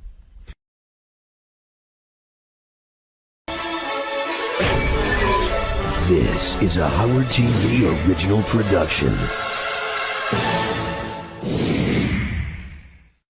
Welcome to Celebrity Superfan Roundtable with your hosts, Jeff Probst and Natalie Maines. Starring David Arquette, Jillian Barberie, Mark McGrath, and special guest Gary Bababooey Delabate. Broadcasting from Nobu Restaurant in Los Angeles. All here to discuss The Howard Stern Show. It's Celebrity Superfan Roundtable. Welcome to the Howard Stern Celebrity Superfan Roundtable number 3. We are, that's David Arquette. We're live in Los Angeles at the Nobu Restaurant, our official, I guess, broadcasting home for this because we've been here all 3 times. Yes. We have with us today Mark McGrath. Hello, hello. Jillian Barberie. Woo! David Arquette. Hello. And, of course, Natalie Maines. Yeah. And we have a lot to talk about in these 2 hours. Of course, we will be talking about the party since all of us were at that party, but we'll save that. Yeah. We'll save that for a little later. And in case this is your first time listening, how this whole idea came to be is Natalie and I were at, was it St. Jude's charity? I don't know. It was Scrabble. That was what was most important. And we met and started talking about Stern and had this idea that... Yes, and that's something I wanted to clear up. I was listening to the Superfan Roundtable earlier today in the car. And, yeah, they think we're copying them. And we kind of are copying them a little bit. We are, but it's only the title, and the title was absolutely by accident. It could be called anything. Natalie's... Anything. Show. Natalie's anything. Well, but so the idea was we went to Gary and said, hey, what would you think about trying to get other people, other celebrities, quote unquote, that are Stern fans to sit around and talk about it? He looked at me when he said quote unquote. No, I saw quote unquote. I was looking at myself off of the reflection of McGrath's on my eyes. forehead. I haven't used Propecia, man. It's been hanging in. Give me a chance, bro. So I wanted to kick this off since we're all fans of Stern. Yes. To talk about the status of the show today, because my feeling is the show is better now than it's ever been. Bingo! Yeah. It's an amazing show. I was very skeptical after Artie left. I was because I love Artie and I wanted the best for Artie. But there's something that has happened recently on that show. What is it? Can you pinpoint it? It's magical. I don't know. Howard is on fire. He's never been funnier. Robin is just as wacky as ever. Like now she's pretending to be normal, but still she's really crazy, and everybody knows that. But it's just such a great show. All the chemistry. Were you worried when Artie left? I miss Artie. I'm going to go on the record. I truly do. I think he's just such a unique individual. I think he's sort of the common man element that we get with the show. That being said, it hasn't missed a beat. I mean, when Kimmel came in, when Fitzsimmons comes in, I mean, Howard can really work that chair no matter who's in it. You know what I mean? What about when nobody's in the chair? Then you get the best of Robin. Fred's out more. When Fred got into it with Stamos yesterday, my God! I mean, he was seriously pissed off. I'm like, is this real? Because I can't tell anymore what's real and not real. Apparently, Stamos and I hate each other. You know what I mean? So it's just incredible. What I learned from the party, and I digress a little bit, is the genius of Howard Stern on radio. Because I was at the party, and his ability to turn in a mundane non-event like a fight between me and Stamos into hours of compelling radio. I love that man, and I'm going to miss him when he leaves in December. Well, let's go. I want to just hit one more thing. You think he's leaving? He better. Hold on, McGrath. He better not. I want to put you on the spot. Go ahead. Because my original premise is the show is better now than it's ever been, and by that I meant when it's just Howard and Robin and Fred and Gary and the guys, I feel like Howard's birthed this whole new thing. I'm getting the feeling you're not agreeing with that. No, I agree with you. I'll take Howard any way I can get him. You know what I mean? And I'm enjoying the last, 100 days left, people? Of what it is. I don't mean to be that guy, but it means so much to me, you know? I loved Artie's presence, but he didn't skip a beat. When Jackie left, he was like in the rear view. You know what I mean? Howard can do anything. He can make me seem interesting on radio. That's what I'm saying. Howard can take the most mundane, boring guests and make them interesting because he has a genuine curiosity about people. And that's, I think, the best thing about Howard is, forget his celebrity status. He's the fucking king of all media. And there's a reason that he is. It's because he's interested. Jay Leno doesn't give a shit about what you have to say. You're on there to pump a project. He could care less. Howard is genuinely interested about not only what you have to say, why you're saying. He catches like a psychiatrist. Natalie, you're the biggest fan I know of Stern. What is it that's different? Because I think everybody kind of felt when Artie left, wow, what's going to happen? What is it about Howard that's different right now? For me, I think, in all honesty, it took Howard a little bit to get comfortable with without Artie. I think Artie, they had this great, everyone had their role in the show, and Howard was able to be a little nicer and not have to. And Artie just had the greatest jabs, and I do miss, and not to take anything away from Howard, because I do feel like in the beginning when Artie wasn't there, Howard got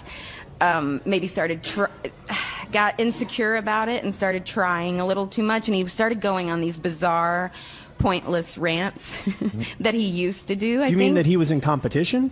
No, I felt like it wasn't a real rant. It was because he thought the fans liked some sort of friction rants, or something. and when he does that, and I felt like it was for entertainment and sort of lost. I felt like he would try and do the angry jabs, and it made me I like nice Howard. I liked when Artie took that role, and I think it took a while for Howard to be comfortable enough to not have that and to not have to be everything. I think he feels such a loyalty and an appreciation to his fans, and he obviously overthinks everything like we do.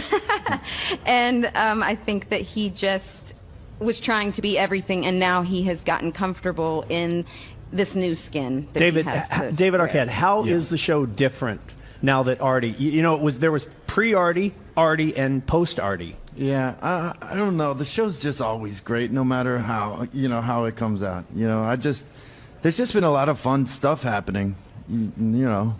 Anything in particular fun for you? The fact stand that out? I got in there for the let the poison out of your system moment. That's you. But then it was quickly followed up by Little Lupe, which I missed.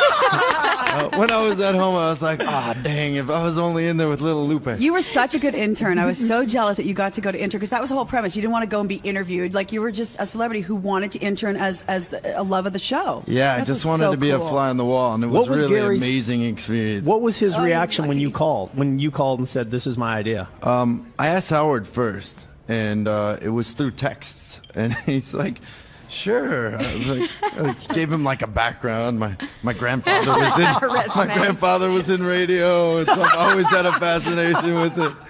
Yeah, my grandfather was a character named Charlie Weaver who was on with, I think I may have said this on the show. I like that you actually explained all that. Yeah. Like, yeah, we know. I mean, it's kind of important, though, because, yeah. there is such a radio history to him and and his father. And your expertise really did come in handy. But Dave, you're Stern Fan Network. They were like, get him his own show, make him a host. I mean, you got the ultimate compliments on Stern Fan Network, for sure. Which is notoriously not known for everything. They don't like Howard on that. You killed it on that. Too.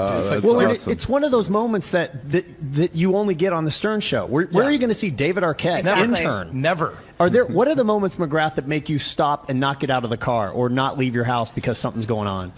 Every show. Honest to God, I have a fiance and twins now, and she won't let me listen to Howard now in the nursery. And so it's kind of a big sort of thing we're going through. But dun, dun, dun. I already went through that. They're 3 weeks old, and I go, they need to know Howard. You know what I mean? They need to know. He made me a better person. So, Jeff, that's just too loaded of a question. I listen to everything.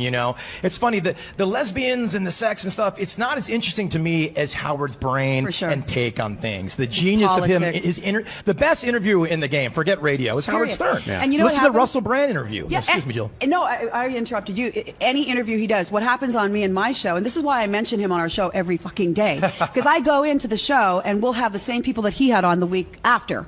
And not only do we only have 3 minutes with them, we skim the generic, and so it's boring. And meanwhile, I've already listened to an hour the questions that he's funny and he's satirical. So people open up and they say things they would never normally do, and you find out things that you're just like your jaw drops, and it's just like a throwaway line with him, you know, like Kate Moss fucked Courtney Love. What? And so you hear that on the show and you're like, I'm going to drive off the road right now, but nobody cares. Barbara Walters isn't reporting. This is a big deal. And I get to work and nobody cares. And I'm like, you guys are wrong.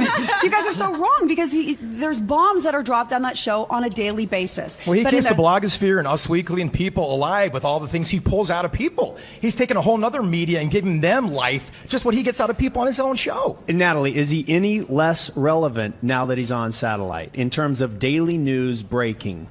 Not for me, but I often feel like I'm in my own bizarre Howard world. So I don't think I relate to the masses on that. This is the most I've ever listened to since he went to Sirius, and I think it's a million times better. And is part of that because it's dedicated, it's on one, you can hear it 24 hours a day? That's the greatest part, that it replays, and you can go in there and catch up and if you try miss to catch something. Yeah, that's what was always my problem when it was on radio. Me too. If you missed it in the morning drive, if you didn't get up that early, it was done. Now it's great. Sometimes you pick up, don't you feel like when you're running, like I'll listen to the show in the morning on the way to Fox, then I check out, I do my show for 3 hours, and I get back in the car, and if it picks up where I left off, I'm like, oh my God, this is awesome. It's like you feel like it's like Christmas time, you know, and you get to hear the end of the interview. It's so awesome. I wanted to ask you, David, was there anything after you got back home? Had Courtney heard the show?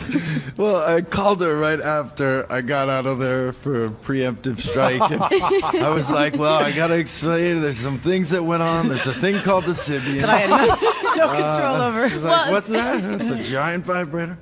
And there's a girl in there, and her name's She Raven. hadn't heard it. She had to get the poison out. But then, so she's like, "Oh, it's cool. What are you gonna do? You know, that's the show. Have fun, whatever." Then she listened to it. She's like, okay, you didn't tell me you were staring at a woman's labia. So, Natalie, you have seen it. Absolutely. Is it as disturbing as they say? No, way, way, way better. Way better, because the position that they, first of all, the fact that he had to have people help him set the world down. up. For those of us who haven't seen it, Okay. the Sibian looks, was it like a horse? It's like a pommel horse in gymnastics, yes. And it's usually on like a you don't know, stand. Jeff. Come on. I mean, The I one don't in know my how you house have is yours. old. It's an old model. I guess the stand is something that Howard TV or Howard Radio decided to do, because I guess it doesn't come on the stands. This guy was so insistent that it be removed from the stand, and he was going to show Howard what this thing could really do. And Howard, of course, was just like, yeah, move on. This guy's old and boring, and we're not going to get anywhere. This is weird. And I think he was also protective of the girl, because it did sound really freaky, and I think Howard thought, is this happening, and this girl's going to regret this? And then it turns out that she knew what was happening, and she was well into it. But you talked about the position. Described exactly, because when I was listening to it, I was like, how is he sitting? Because I've seen the I wanted to call it a stiletto, the Sibian, and I could not picture what he was doing. But he got down on it. He sits on his butt, and they had to help him get down, which was hysterical. God. And then he had her lean onto him and rest her head on his shoulder while he patted and rubbed her back. What's he look and rocked her like a baby. Sounds like a crime scene. It's an awesome shot of his orthopedic shoes. Oh my God. It was a showstopper. Disturbing. That's awesome. And then he was saying all that sick stuff, like right in her ear. Come, Raven. Come on. Come the for poison me, out. Raven. The monotone. Let the poison out. It was so sick. And then hysterical. The funniest moment, my favorite moment, is because he thinks that, he did all this. He showed everyone what this could do, and he had to do it this way. And then Howard's like, asked the girl, did that really help, having him say those things? And she was like, oh, was he talking? I had my headphones on. So basically, this guy, we needed him for nothing except to keep the Sybian on. That was Gary his can do trick. that, Yeah, I mean, anybody can keep it going. And but luckily, thank God, Howard let him do it. Jillian, when you were listening to that, did you know as it was happening, this is a part of Stern history right here? No, I didn't think it was history like that because I had gone into the studio last April. Of course, Howard said ride the Sybian, and I was pregnant at the time and wasn't telling anybody. I was like, I can't ride. I mean, I want to personally, but I can't because that's just not good. And so I thought, wait, was that so Sybian ride while pregnant, no good. Right. I would never do that on this. Being fake raped at gunpoint, that's okay? Hey, whatever you're into. Yes. If it's your husband, Was it a gun or a knife? It was a I gun. forget. He's a Marine sniper. Use your imagination. But and again, in the confines of our house and our privacy. But Maybe like you more. no, I think it was more of I was afraid because I was pregnant at the time and no one knew when I was on the show. But getting back to your question, Jeff, about when you come back from doing the show. I think my husband didn't talk to me for a day. He's like, really? Did you need to tell the gun story? That was like, because you get caught up and you're like, oh, actually, there was this one time in band camp, and you just you get comfortable, and then you go home and no one's talking to you, and you don't know why, and then you hear the repeat of the broadcast, and then you're still like, I don't think I said anything out of line. I have to say, which I love your interviews, but you reveal more than I think you reveal. I think I do too. Yeah. That again is the genius of Howard. The spirit of the show. Said, Natalie, you're so right. When I first met Natalie was at Howard's wedding, and when you have a connection with people, even at the party, we were all talking in groups like, what's your favorite? Ryan Philippi, I said, did you ever do anything to piss anybody off? He's like, no. But we have favorite moments, and Tradio is one of mine. But we all kind of connect on that level. And if you don't have friends that get it, you're just like, whatever. I also think we all respect the show enough. If you go in there to get interviewed, you don't, you let it go. Hold back. I mean, if you love Howard, you're not going in there to push a junket movie. You can't bullshit him anyway. If he smells that you're holding back, he's like a vulture. Well, and you're out of there too. Is it nice fear? 8 minutes, Jill? Way to go! Bring the gun back next time. Mark, is it fear, or as you say, he smells bullshit, and how much of it is fear, and how much of it is wanting to please him? That's all it is. Wanting to please him only. What is wrong with us? I know. You're right. Yeah. And he uses that so effectively. Oh, he knows. Which I'll share later when we talk about the party. When I was being interviewed, and I'm telling him things I don't want to tell him because I want him to like me. Were you mad? I was never mad. Okay, that was the highlight of my year. Me too. Me kidding? I think that was the sort of the theme of the post-show wrap-up, party wrap-up on Howard's behalf. Things got ramped up a little bit. And I think, we're teasing this a little bit because we know it's something we want to talk about, but that's another element is how the story changed when it got out, or did it change? Does anybody know what's going on with Artie? I'd love to know. I know it's probably not. We all would love to know. We have Gary. Gary is going to be on later, so maybe we can ask we Gary. love you, Artie. We miss you if you're listening, bro. Well, what's the take on Artie? Does anybody think he's coming back? No. I don't think so. No way. I think it was too much. Even Howard's like saying, God, isn't it hard waking up this early? He's been doing it for years. But I think it's like waking up that early, that schedule, having your life so open and just, I don't. You think that was too much for Artie? Yeah. Yeah. I mean, but he did it for 8 years. Who am I? Artie, I'm sure. But whatever. Right. It's all speculation because there's been so little said, and that's so frustrating. But I remember in the very beginning when it happened and how Howard handled it. Because I remember when I heard the news, I said, "There's no fucking way that can be true. Like, how does anybody? That's unbelievable." But you guys know from like touring and going on the road a little bit. I go play county fairs and smell funnel cake for the weekend. I have to take the week off. You know what I'm saying? And Artie's in there 5 a.m. on a Monday after doing his comedy gig. So it might build up and build up, and you just had it. You snap. And Artie's a passionate brother. You know what I mean? Yeah. David, if he doesn't come back, how will he be remembered in terms of his time on the show? Just the memories of all of the laughs that he gave us. I mean, so much great comedy. He was incredible. Mm-hmm. When they reran that one interview with him, and I think you picked it with, Courtney Love. Where he just kind of goes on this rant. That's fucking and when one Howard of the greatest it, clips ever. Yeah. Like, that's Courtney Love, comedy. Auto Diary, Kurt Cobain, all that. He started that. Yeah, that was a bit amazing. for 6 months on. You know what I mean? And that's what I think. That's what I think Howard misses, because if Howard has any, fret or worry that the show isn't as good as it was with Artie, then he, should free himself of that, because he's awesome. But it had to be more fun for Howard. Yeah. Because he had someone equally as funny that he could play off of, and I would think it made his job just a little easier to not have to be the funny one. Don't you think all he was the a little time. worried about, Howard's a smart guy. He's looking at Artie, he's like, you're killing yourself, bro. I'm like, we don't even know the behind-the-scenes conversations. Yeah. Howard saw how great Artie was for the show, but when a friend of yours is hurting themselves, But I just want to help. believe their naivete. I don't. Well, I do, and it's. I think there's an element of, and it's like goes through the show of people make their own choices and they do their own thing, and I think that's more about it. And I think that there's a common belief, like after they got off, they're all friends, they get off the air and they all do their own thing. So I don't think anyone knew the extent of what Artie was going through, or Howard to, be able to intercept when you don't know, and somebody's that private and they're off at their lake house or their weekend, the shore. I don't know. I just taking a shower for 8 hours during his party for Robin down the shore. Exactly. What about a replacement? No. Fitzsimmons will sit in there sometimes. Fitzsimmons is Adam amazing. Carolla would be amazing. Fitzsimmons. Greg Fitzsimmons is amazing on his own show. He is. I do not like him. I love Greg Fitzsimmons. There he is. Thank you. He's making a note. To let you in I on. thought you were making a note, but I would be really good on your show. To let everybody listening in on the joke, Fitzsimmons was here, is going to sit down. Was here? Yes. I don't know if she did. But the statement still stands. Well, let me tell you something. Nobody has borne the slings and arrows of outrageous fortune like you have, so I can certainly. I would be such a pussy right now to not take that shot from you. That's right. Yeah, no, you have thick skin, and I respect you. Greg, I wish we had talked at the party. I think you're really funny. I do like you a lot. Anybody from the show that you wouldn't mind seeing go away? Lisa G. Natalie. Oh, Natalie.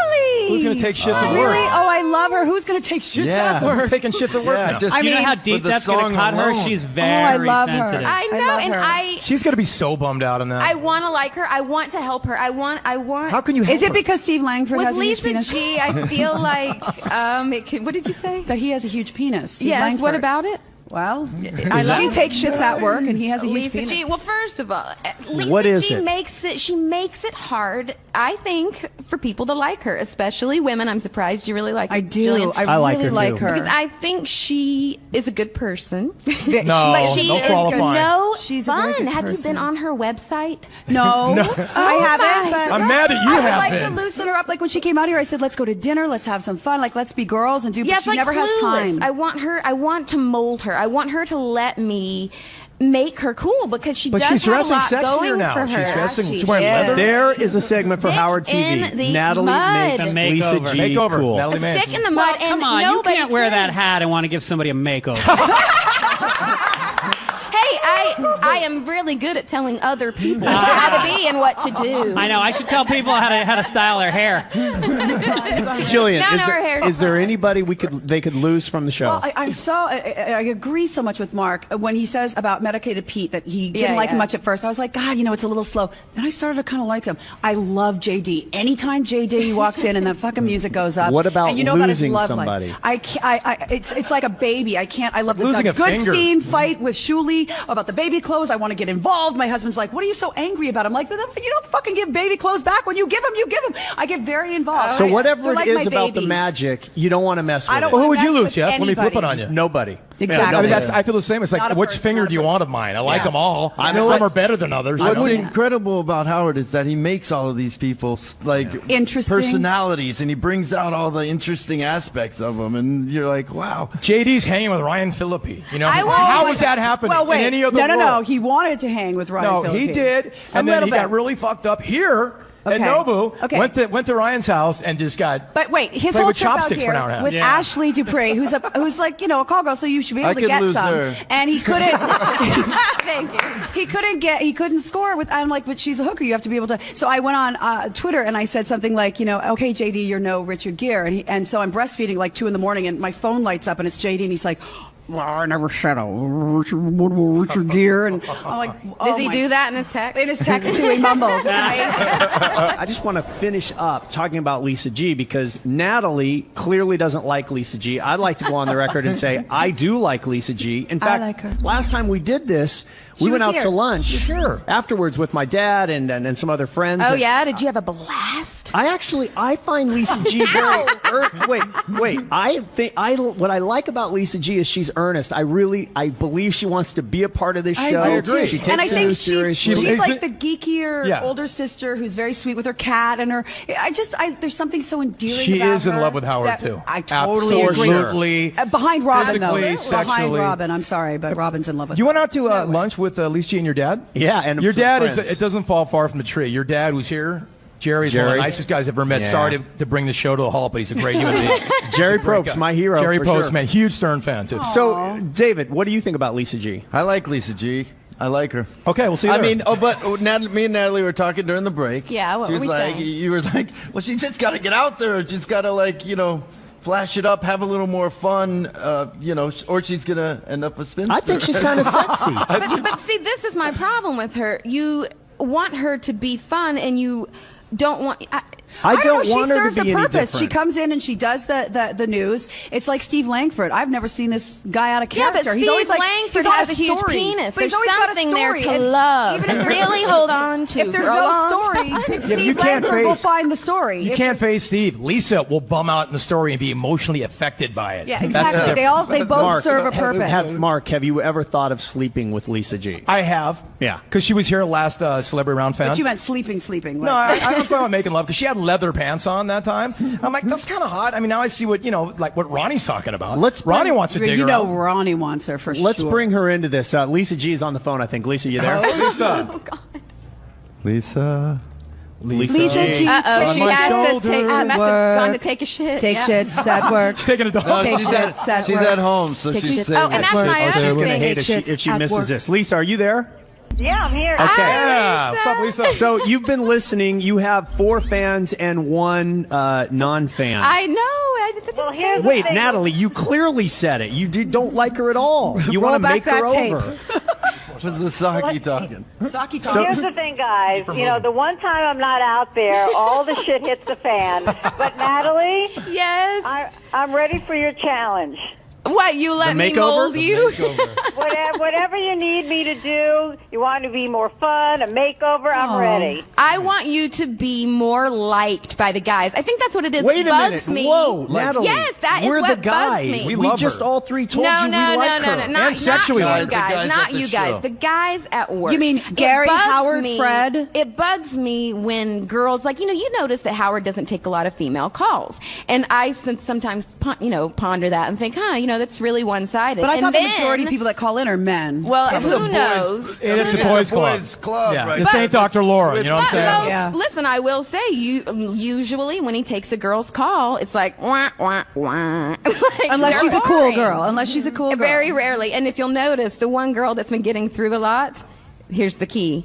Howard, can I ask you another question? They let that woman in all the time. Well, Marianne That- from Brooklyn, man, she rides that show. Well, yeah, but that's a different reason. Different So, reason. Lisa- But I want Lisa to be liked. I don't like that the guys get to make fun of her. It's like the nerds making fun of somebody. She is there. I don't like that she's It's the her butt lot of a in joke. life Wow. on this show, though, because if you make her over, they will make fun of the fact that Lisa G had to get a makeover from Not Natalie even. It's not a Maines. physical makeover. She's beautiful. She's hot. All the guys think that. It's a learning to. It's funny that She could Ronnie use a bit of a physical doesn't. makeover. But no, but I'm just Hey, saying. oh, Lisa, I didn't No, say she's that. got all the assets, but she does need The to way she like. presents it. Don't you think that they She bust could just, everybody's... have some fun with it. Didn't she just do that, though? She's wearing leather pants. Yeah, she's she doing her stepped thing. it up wearing a dress. I know she's there and we're talking like she's not, but don't you think they bust everybody's balls, women, men, whatever? I think that she serves a purpose. Like she's this kind of sweet and naive in a little bit of a way, and that's her thing. Like she doesn't have to be the No, I fun think party ball girl. busting's gender they're not. neutral, you know? I don't think Jason Cap. I don't think people are nice to Well, her. Jason At work. hates her. Jason can't stand Let's let Lisa G weigh in. She's at home. She called in. Lisa G, what's your take on all this? Well, I'm definitely taking in what Natalie said. I think she made some You very are. good points. I think she feels I need to loosen up a little bit, and that's I hear that, so I'm definitely going to try. How are you going to do that? There's, How? you know what? There are specific things, Lisa, if I may. Oh my God. First off, your website, just take down if you take pictures off of this, I will sue you. Because that salty. is just... that is just crazy. First of all, I don't know who would want to take a picture. Second of all, on the Dixie Chicks website, no, I'm just saying, what are they going to use it for? They can look at her on her website. What are they going to steal? They're going to steal it and put her into some own? porn with their face going, ah. I just know when I go on howardstern.com or dixiechicks.com or whoever.com, there is not a flashing thing to not steal this photo. It's a little bit Take of a bummer. as many photos as you want. Right. It's absolutely okay. So that's the kind of stuff that's just, you're just wound a little too tight. It's But that's nothing- what I love about her on the show. So do we it's the have- loosest show in the Don't world. be, Lisa, I don't want you to be material for the show. That bothers me. So Lisa, I want you to be. Are you open, if Natalie's serious, next time she's in New York, are you open to spending an afternoon with her and doing a little redo? I didn't say I did. That was like I didn't go that far. What's that, Lisa? I would love to hang with her. I think it would be a lot of fun. I'm a huge fan, and sure, I would love to. Love, If she doesn't do it, I'll do it. I'll take So her will out I. and get her hair done. Yeah, well, Lisa G, Fuck me pumps on her. Lisa G, if I can, take Arquette up on the offer and dump Natalie's offer. You're going to have a lot more fun and come out better on the other end. You're a good sport, Lisa. All G. right, where's Delabate? Gary. Come on in here and plop down for a minute. We have some questions for you. McKine. Where's McKine? So, Gary, of course, the longtime producer of this show, came out this time, and we want to turn the tables a little and investigate from our end questions that we have for you about how the show runs. The first one being, what are you responsible for?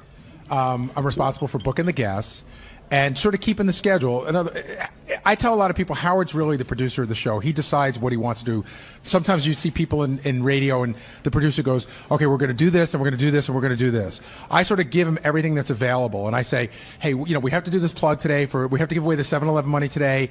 We have to do the solicit for, a guy to, some girl to get her father laid for Father's Day at the Bunny Ranch. And then I say, I have all this, like I go there in the morning and I go to my Gary page and I write down everything that's on it that's new for him to listen to, and then I play it for him about 5:40 in the morning. So I say, okay, you've got Sean King when she was on our show talking about it, all that stuff. I've got 2 new songs. I've got a new Tradio call, and I give him all that stuff, and then I remind him that he can, that we can get to it. I also tell him, hey, that call we played yesterday was really good. You played that at 8 o'clock, so we probably hit it at 6, or we could hit it at 9 again. So just try to keep everything sort of organized. Do you make more suggestions? Because I listen to the history of Howard Stern, and I think about you in 1991 and boy Gary and how he treats you in the 80s and how it is today. I think he's grown to really respect what your role is, because without you, my God, I mean, you hold that whole thing. You give him the content, but it's within the parameters of Howard Stern and when he gets to things. I felt like when I got to Sirius, I always said I felt like Howard made me a junior partner. Like when we got to Sirius, I was in a meeting. It was a turning point for me of my relationship with Howard. We were in a meeting with the people from Sirius, and he said, listen, guys, don't go. You got to bounce stuff off of Gary. He goes, when you're talking to Gary, you're talking to me. And I was like, wow, that meant a lot to me. That was a big deal. So, just trying to keep it organized. And then the guys in the office, they'll come to me. Will come to me and go, hey, I got this this person that wants to come on. What do you think? And we talk about it. Well, there's been a lot of talk, obviously, about what's going to happen. Is this the end? McGrath, you feel strongly it's over. Listen, if I had Beth Stern, I go to the Hamptons and play Kissy Face for the rest of my Beth? life, I'm gone. Is that what you're basing But it you're on? not. though? I feel it, and I've said this before. When you hear the Thursday news, when Howard starts talking the news, and Robin, he wants to get can't out. wait for that 3-day weekend. He's salivating just to get out to the Hamptons and do I the agree. bad thing. And by the way, there's no man in the world that deserves that more than Howard So Stern. you think this He's is it? gone. Look, I just hope the channels stay, but Howard's gone on the day-to-day as we know it. Jillian. I hope the sick. channels stay without Howard.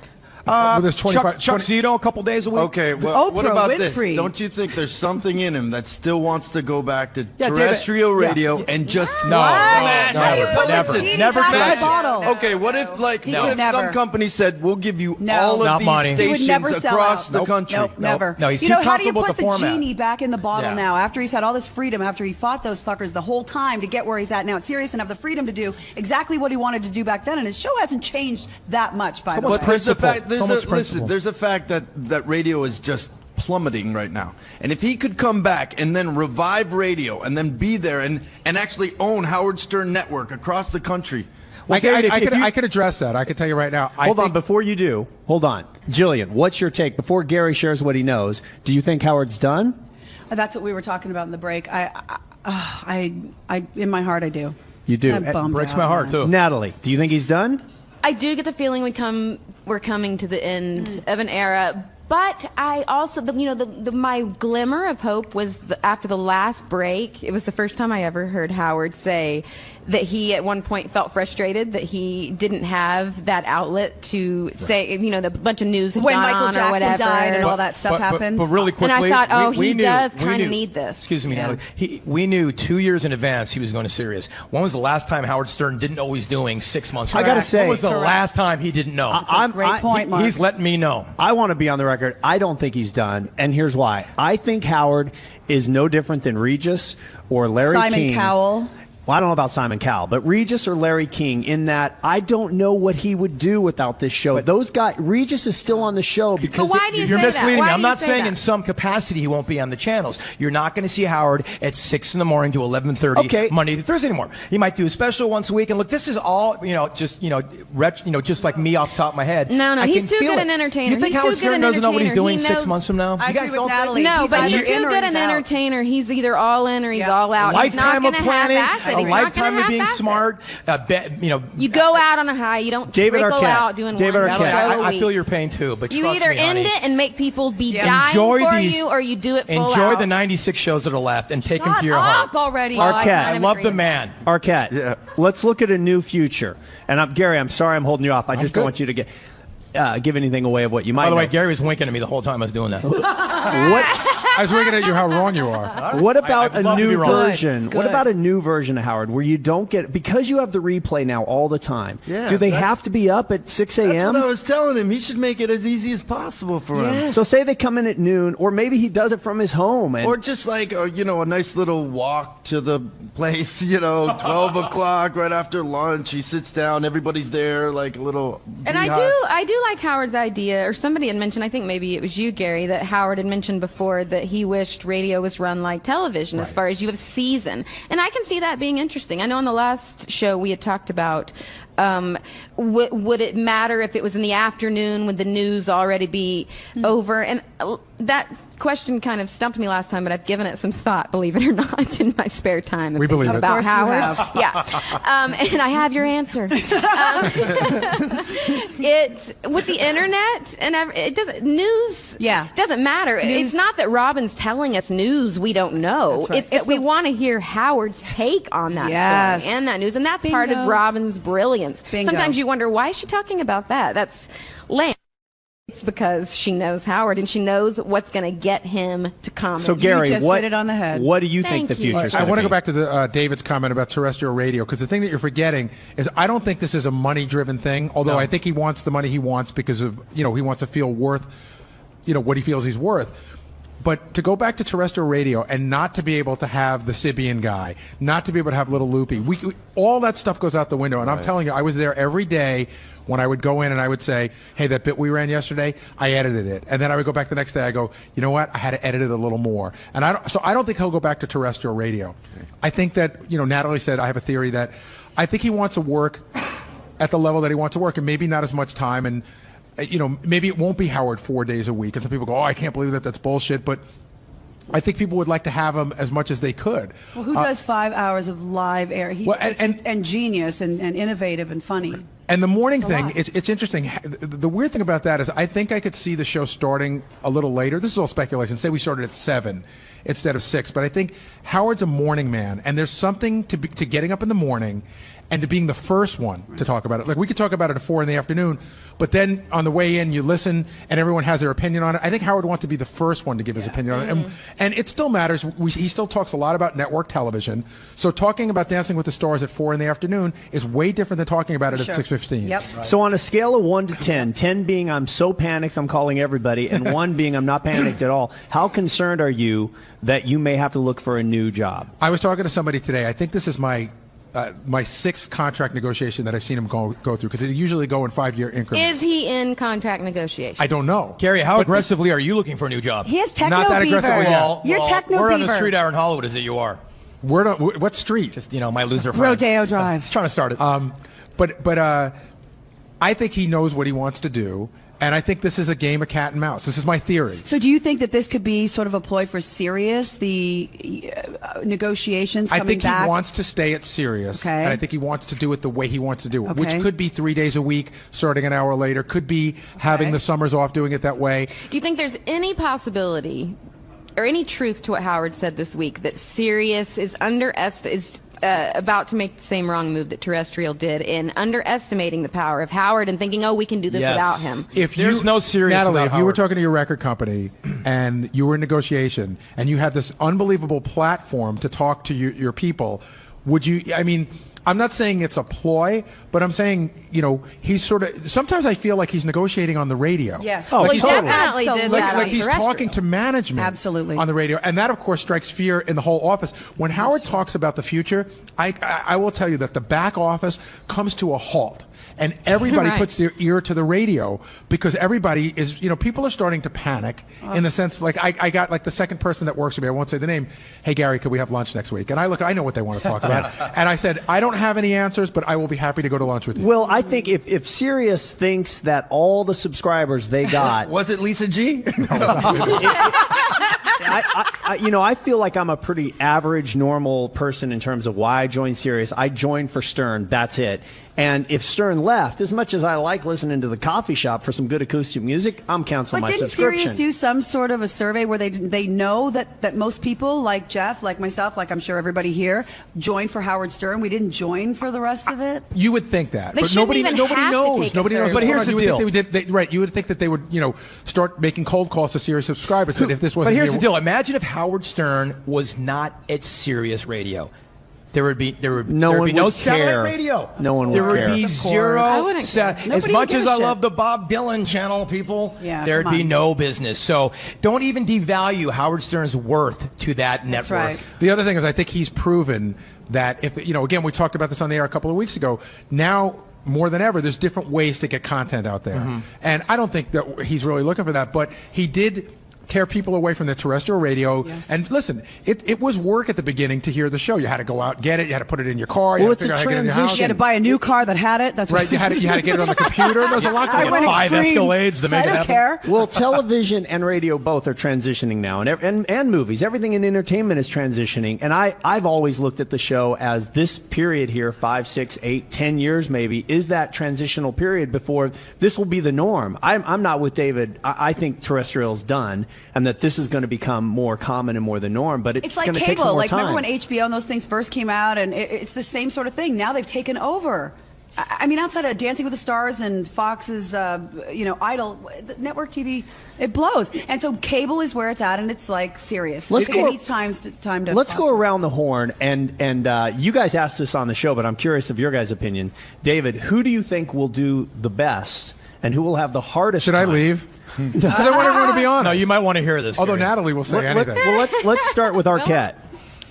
If the show goes off the air, I think Gary can produce anything he wants. So you could do movies, you could do radio, you could do whatever. No, I mean, Gary, seriously, do you it's the think same- that it's the though, or same how much? tool I mean, set. he has to. Gary, I would think, has to worry on some, or not worry, but question. Yes, I am a great. I produce a great show, and obviously I'm part of that magic and a huge part of that. But are you worried? How much of it is because it's Howard? I mean, it's listen, Howard. I definitely have some doubts. If I pulled my resume out, it would say Howard Stern, Howard Stern, Howard Stern, Howard Stern. So Lucky you. The greatest You kidding entertainer me? of all time. And I get that, but I think that But people might say, yeah, but what else are can he you do? worried, Gary? I have some doubts. I mean, I think I've done a great job doing the show, but I wonder if people will go, well, that's all he's done. But Gary, I look at your role as producer. I know dumb is right, No, David. I mean, Because don't worry about that. Right, because forget being a good producer and doing one of the greatest shows on television or on radio and on Howard TV.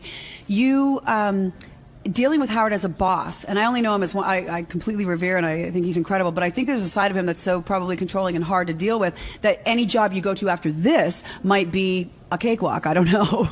I'm guessing that because maybe because you haven't been out there as much, but all of us are in this industry. I would, if I were putting a show together and you were available, I would definitely. There's a heart and soul to the Howard Stern Show, and it's delivered by Gary Dell'Abate, and he hasn't been there for 25 some odd years for nothing. For nothing, you know. And it's live. And it's live. Fred's going to be fine, but Gary Dell'Abate, you'd be lucky to have you on any team. He could be starting point guard for the Lakers. Who won't do well from the group?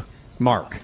I think Medicated Pete's looking at it. Okay. You mean the hardcore? Try to go more of a core group. No, I'm kidding you. Look, Fred, I think the genius of the people, the Howard Stern Show, will be revealed when they're removed from the sum of the show. That's what I think. I think Robin could be the next Oprah. I truly do. Really? I think she can. I think she. I truly do. I have that faith in him. I think Fred will probably just rock on, probably have more time for his music. He'll play King Norris and play him coming to a bar near you and have a ball. Gary, is there?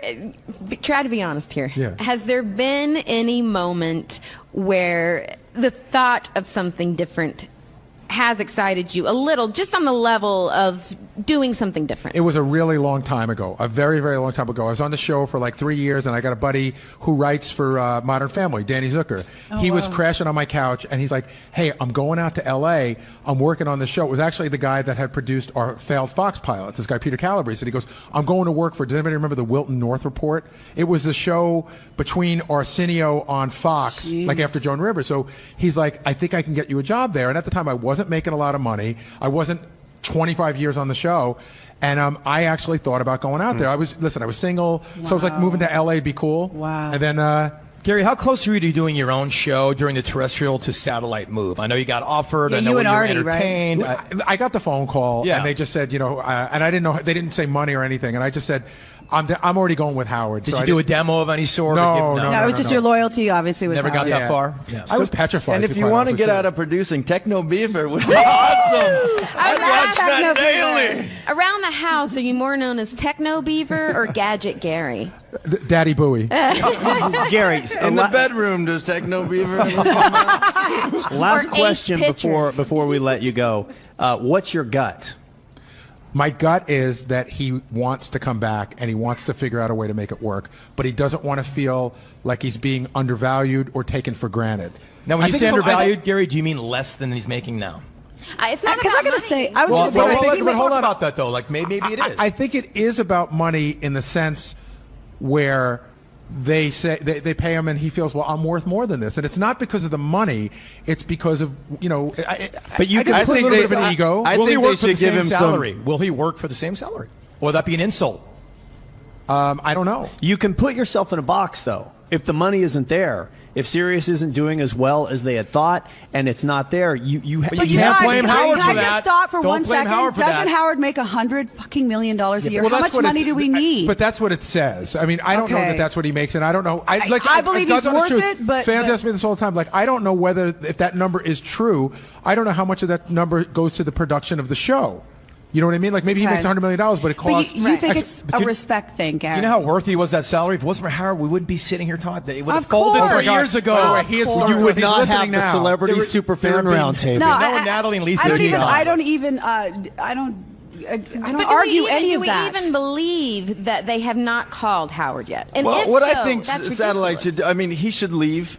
They should see how it starts to crash. He should come back, and they should give him some control of the company. That's what happened with terrestrial radio. I want to see him I want to see Howard start doing television, movies. I want to see. But he doesn't want to do that. Yeah, David. I didn't want to. Gary's go to the Hamptons and play Kissy Face with Beth, and so do I. So do I, by the way. Last words, Gary Dell'Abate. Here's a fear that I have too. So there's a big staff that goes around it. So say they decide that Howard could do it like a TV show and he could have summers off and everything like that. Are they willing to pay everybody what they're making, or are they going to sort of prorate, or they're going to say you're not working in the summer? They're not, Gary. We're not going to pay you. And then people will say you'll have to leave. They'll have to leave. One more question, Gary. I have to ask you while we have you. Do you know, or do you have a good guess what Howard's praying about? I have no idea what he's praying about. A guess? Don't you What's your think? Guess? I didn't even think about it. When I heard him talking about it, I thought he was kidding. But let's say he's not. What is so? It's got to be family related. I think I think it was a work thing, and I think he got over it the next day. I think he kind of forgot because 2 days later they brought it up, and he was like, "What? Oh yeah, that." And what did Robin do when she was drunk? Real quickly, that you want to talk about? Anybody? What Robin did? What did Robin do when she was drunk that she won't talk about that you and Ralph know and all of us don't? I don't know. No, wait, I went out with Ralph. I have a night with Robin where we Dying to know that. Delabate, thanks for popping you, in. Gary. Bye, Gary. We're going to let Gary The greatest man in leave show business right there. because just so we're all Look on at that the exit, man. Did you see him licking his chops on his way out? Didn't even need to do that either. Let's talk about Robin because Yes. I love her. once again, I feel like I'm a little bit at odds with the table in the sense that has Robin, what do we, McGrath or Jillian. Yeah, buddy. Please what let do me we jump in make? really quick. What do we make of Robin Okay. of late? My last visit, listen to this. I was so worried about what Artie was going to say about me. I freaked out about Artie. I had no idea that the snake in the room was going to be Robin because Well, we hot went out- chick, bummer. You know, it's that whole No, energy. but Robin and I, just before I did Howard, I was in New York doing a couple other shows, like the Hannity Show, whatever. So we got together with Ralph and went to dinner, and I thought I had a really good time with Robin. Apparently, she went on and trashed, and I had no idea. Now, she went on and said, it was one of those nights, Jillian and her friends are crazy. Now, I have pictures to the contrary. It's 3 a.m. I'm at the Four Seasons. She's partying in the window like a rock star. And the picture, the digital printout says it's 3 a.m. and she's telling Howard, she's back at her house at midnight. So I'm like, what's that about? Then I heard her this week talking about Ross Zapin being out with his wife, and Howard says, well, I heard that you got in at 5. She goes, oh, no, I didn't. So she tries to portray this image that she's this whole clean food freak, and she doesn't party, and she doesn't, and meanwhile, I think she kind of parties like a rock star, but doesn't want them to know I think about she it. just doesn't want Howard 100 News to know. I believe that Natalie Yes. is part of it, but I also think that she's got a side of her that's won't let go and just have fun. And so Absolutely, that's what I love about Robin. At Howard, but Lisa and Beth, G has the same thing, but you don't. No. Oh my God! At Howard's wedding, Robin was tearing up the dance floor. She was. I, as She a was woman, amazing. admire Robin because she's independent and she looks truly. Is Robin happy. She is getting not full of putting herself right now? Yes. No. Yes. The whole yes. charity explosion Yes. lately. Like, I love 50. Robin. I think she's lonely. I do too. I think she's at this point in her life. She's like looking around. I got 55 cars, 30 that Howard gave me, beautiful Robin apartments. is more I got genuine. 72 cats. Yes. I'm like, how can I help the kids in Guatemala and twit pick McDonald's? You know what I'm saying? I kind of. I agree love with Robin. that. And Now let me tell you what the real answer is. Let me tell you the truth. Okay. Okay, because you have see it. one, And I two, love three Robin. Let me people right qualify here. that. David, I know wait, you love do. that I woman. Tell us think your take women. first. Okay, go ahead. What do you think about Robin? Your take first. I love Robin. I think Okay. she's going to be awesome. You don't and notice she's- any difference in Robin in the No, last few I months? see her. I I do. definitely see her sort of transitioning to what's next. But what do you Because, mean, David? What do you mean? Because she's been with the Howard Stern show for years. There's Right. a stigma attached, even though it's not always correct.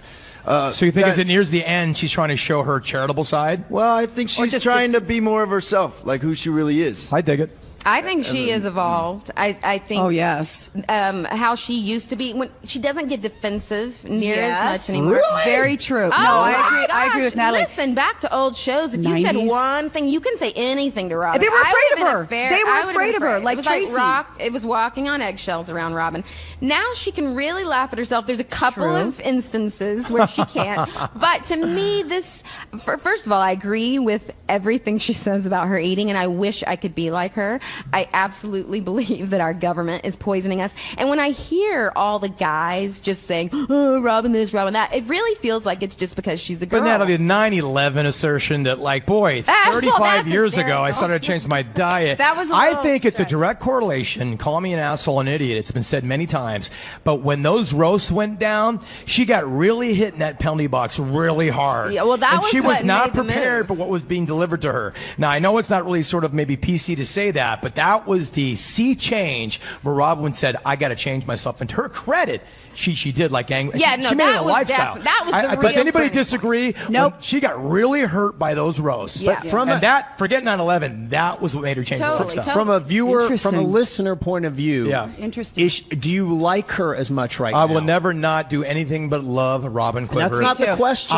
Look, I'm a wounded wing myself, Jeff Probst. I need hugs everywhere I go, and I understand what Robin Quivers is doing. feeling. But there are times when people aren't on that show. But I don't like my sister and mom sometimes, Jeff, but I still love them with everything they got. Jillian. She's gold for Howard. The two of them together. That's not the question. The question is, all of a sudden, you guys are backing off a little bit. No, I think she's completely, it's different. But what I'm asking right now, Yeah. as she is on the show, do you like her, the personality she's bringing on the show as much as ever? Is it just different? You like it the same? You like her less? What Natalie was saying earlier, when I listened to the history of Howard in the 90s, she was fucking crazy. Like, she would just snap at you, and I would be scared in my car of her. And she was, on another coast. But she's now more well-rounded, and she's a different person for sure. But getting back to her and Howard, they are gold. They're magical, and you can't. And she's real. I also love her because I feel the love for Howard from her. Oh, yeah, as far as she, do you think really, she loves Howard? Do you like no, the not like No. you do, but I think she really felt Howard's pressure after I think Artie she's in left, love and I with him. think You're she right. has been an even greater support. Well, Natalie, I'll tell you, for you're him. right on that because she really saw the situation and really amped up. Do you like her condescension, Jeff? No. Okay, I I'll don't. be over here. I don't. I'll tell you what I think. I'm hesitant to say anything about Robin. Why? because Why do we talk and you don't? No. I'm going to say it. I'm setting it up saying that I'll admit I'm hesitant because I know she can roast you so well, but I'm not enjoying her as much lately. Why? I just think she's guarded, Jeff, and I don't know that I'm with you on this. It's not that I'm not enjoying her, but she kind of pretends she's something she's not. Like, we went out in New York, we had a great freaking time. I wish But she Robin would have pretends. said, yeah, I would have liked to have been at the party, the Kimmel party. She did say that. Exactly. She did. Oh, I missed that. She No, did? in her own way, Jeff. Okay. We all know Robin. She did say it. But she could have come And so I did would have Gary. loved for So did Robin to Gary. be at the party too, and so would have Howard. But Yeah, the thing is, she could have come to the party. I right, think he you would did. have. I think he You're would have right, loved brother. it. But what I think Robin's But did they have any true real gift food? is on the show, and it's not about her personality or this or that. It's how she vamps with Howard. Absolutely. she throws things out there, and Howard Yes. takes it's them and fantastic. then goes She in knows such a when. crazy way. And she's and their selfless. humor She is lifts also him. kind of like She does. sympathetic. Well, watch the movie when You're she right, left the David. show and Howard's like, I can't do this. Don't without misunderstand. And she doesn't give too much. She knows exactly how much to give and when to give it. That's and right, then Jill. shut up. All right, I just want to be clear. I think Howard without Robin is I don't know what that would be like. Right. because I don't wanna they're- know. They're freaking frack. I'm just saying that. What about Howard without Fred? Oh my God! Same No, thing. no, Fred. No, Yeah, not you have possible. to have Fred. Howard without Gary? No, No, Not you have possible. to have. You need And the does whole it stop team. there? Does it stop there though? But who's the most? Who's the most? Who could Howard Yes, really for not me. pull it off with? Is there anyone? It is I Robin. think Let's it's bring Robin. in- Hey, Robin. there's one more voice I want to bring in here. Andy Milder, who you guys What's up, might Andy? know from And you are Weeds. Just kidding. yes, from Weeds. I love Weeds. The ex-husband now of Elizabeth Perkins on Weeds. Yes. One of the best shows It's just ever. a great show. With Kevin Nealon. yes. It's- Oh, When is it back? When's the new season? My birthday, August 16th. Nice. So you've been here hanging out with us, and we want to get you on mic now. What's your take? Just jump in on this conversation with Robin. Well, I don't know. I mean, she's certainly changed. I have to admit, I'm a relatively new listener in so much as I only joined up about a year before he left terrestrial or testicle radio, if you will. And I have noticed changes in her just in that short amount of time. I think she's really a lot more easygoing. I'm with you. I think she's really kind of. No, you're with become- me, not him. He doesn't like her. I I'm love sorry, I her. misunderstood. No. This isn't about not liking her. No. I love Robin Quivers. Great. Wow. Physically, too. I'm just. You know what? Though? I hate Lisa G, so I'm with you all the way. See, we should get together and talk. But I think she's absolutely invaluable to the show. On a separate note, I think if anyone had to go, if it was Robin, I think Howard would fall apart. Yeah, I do too. I agree. He needs her. And by the way, if I can just kind of chime in a little bit more, when Artie left, I think a lot of things happened, and we talked about this earlier, so I won't go too much into it. But I think Fred really stepped up. Oh, yeah. I mean, it's like he picked up the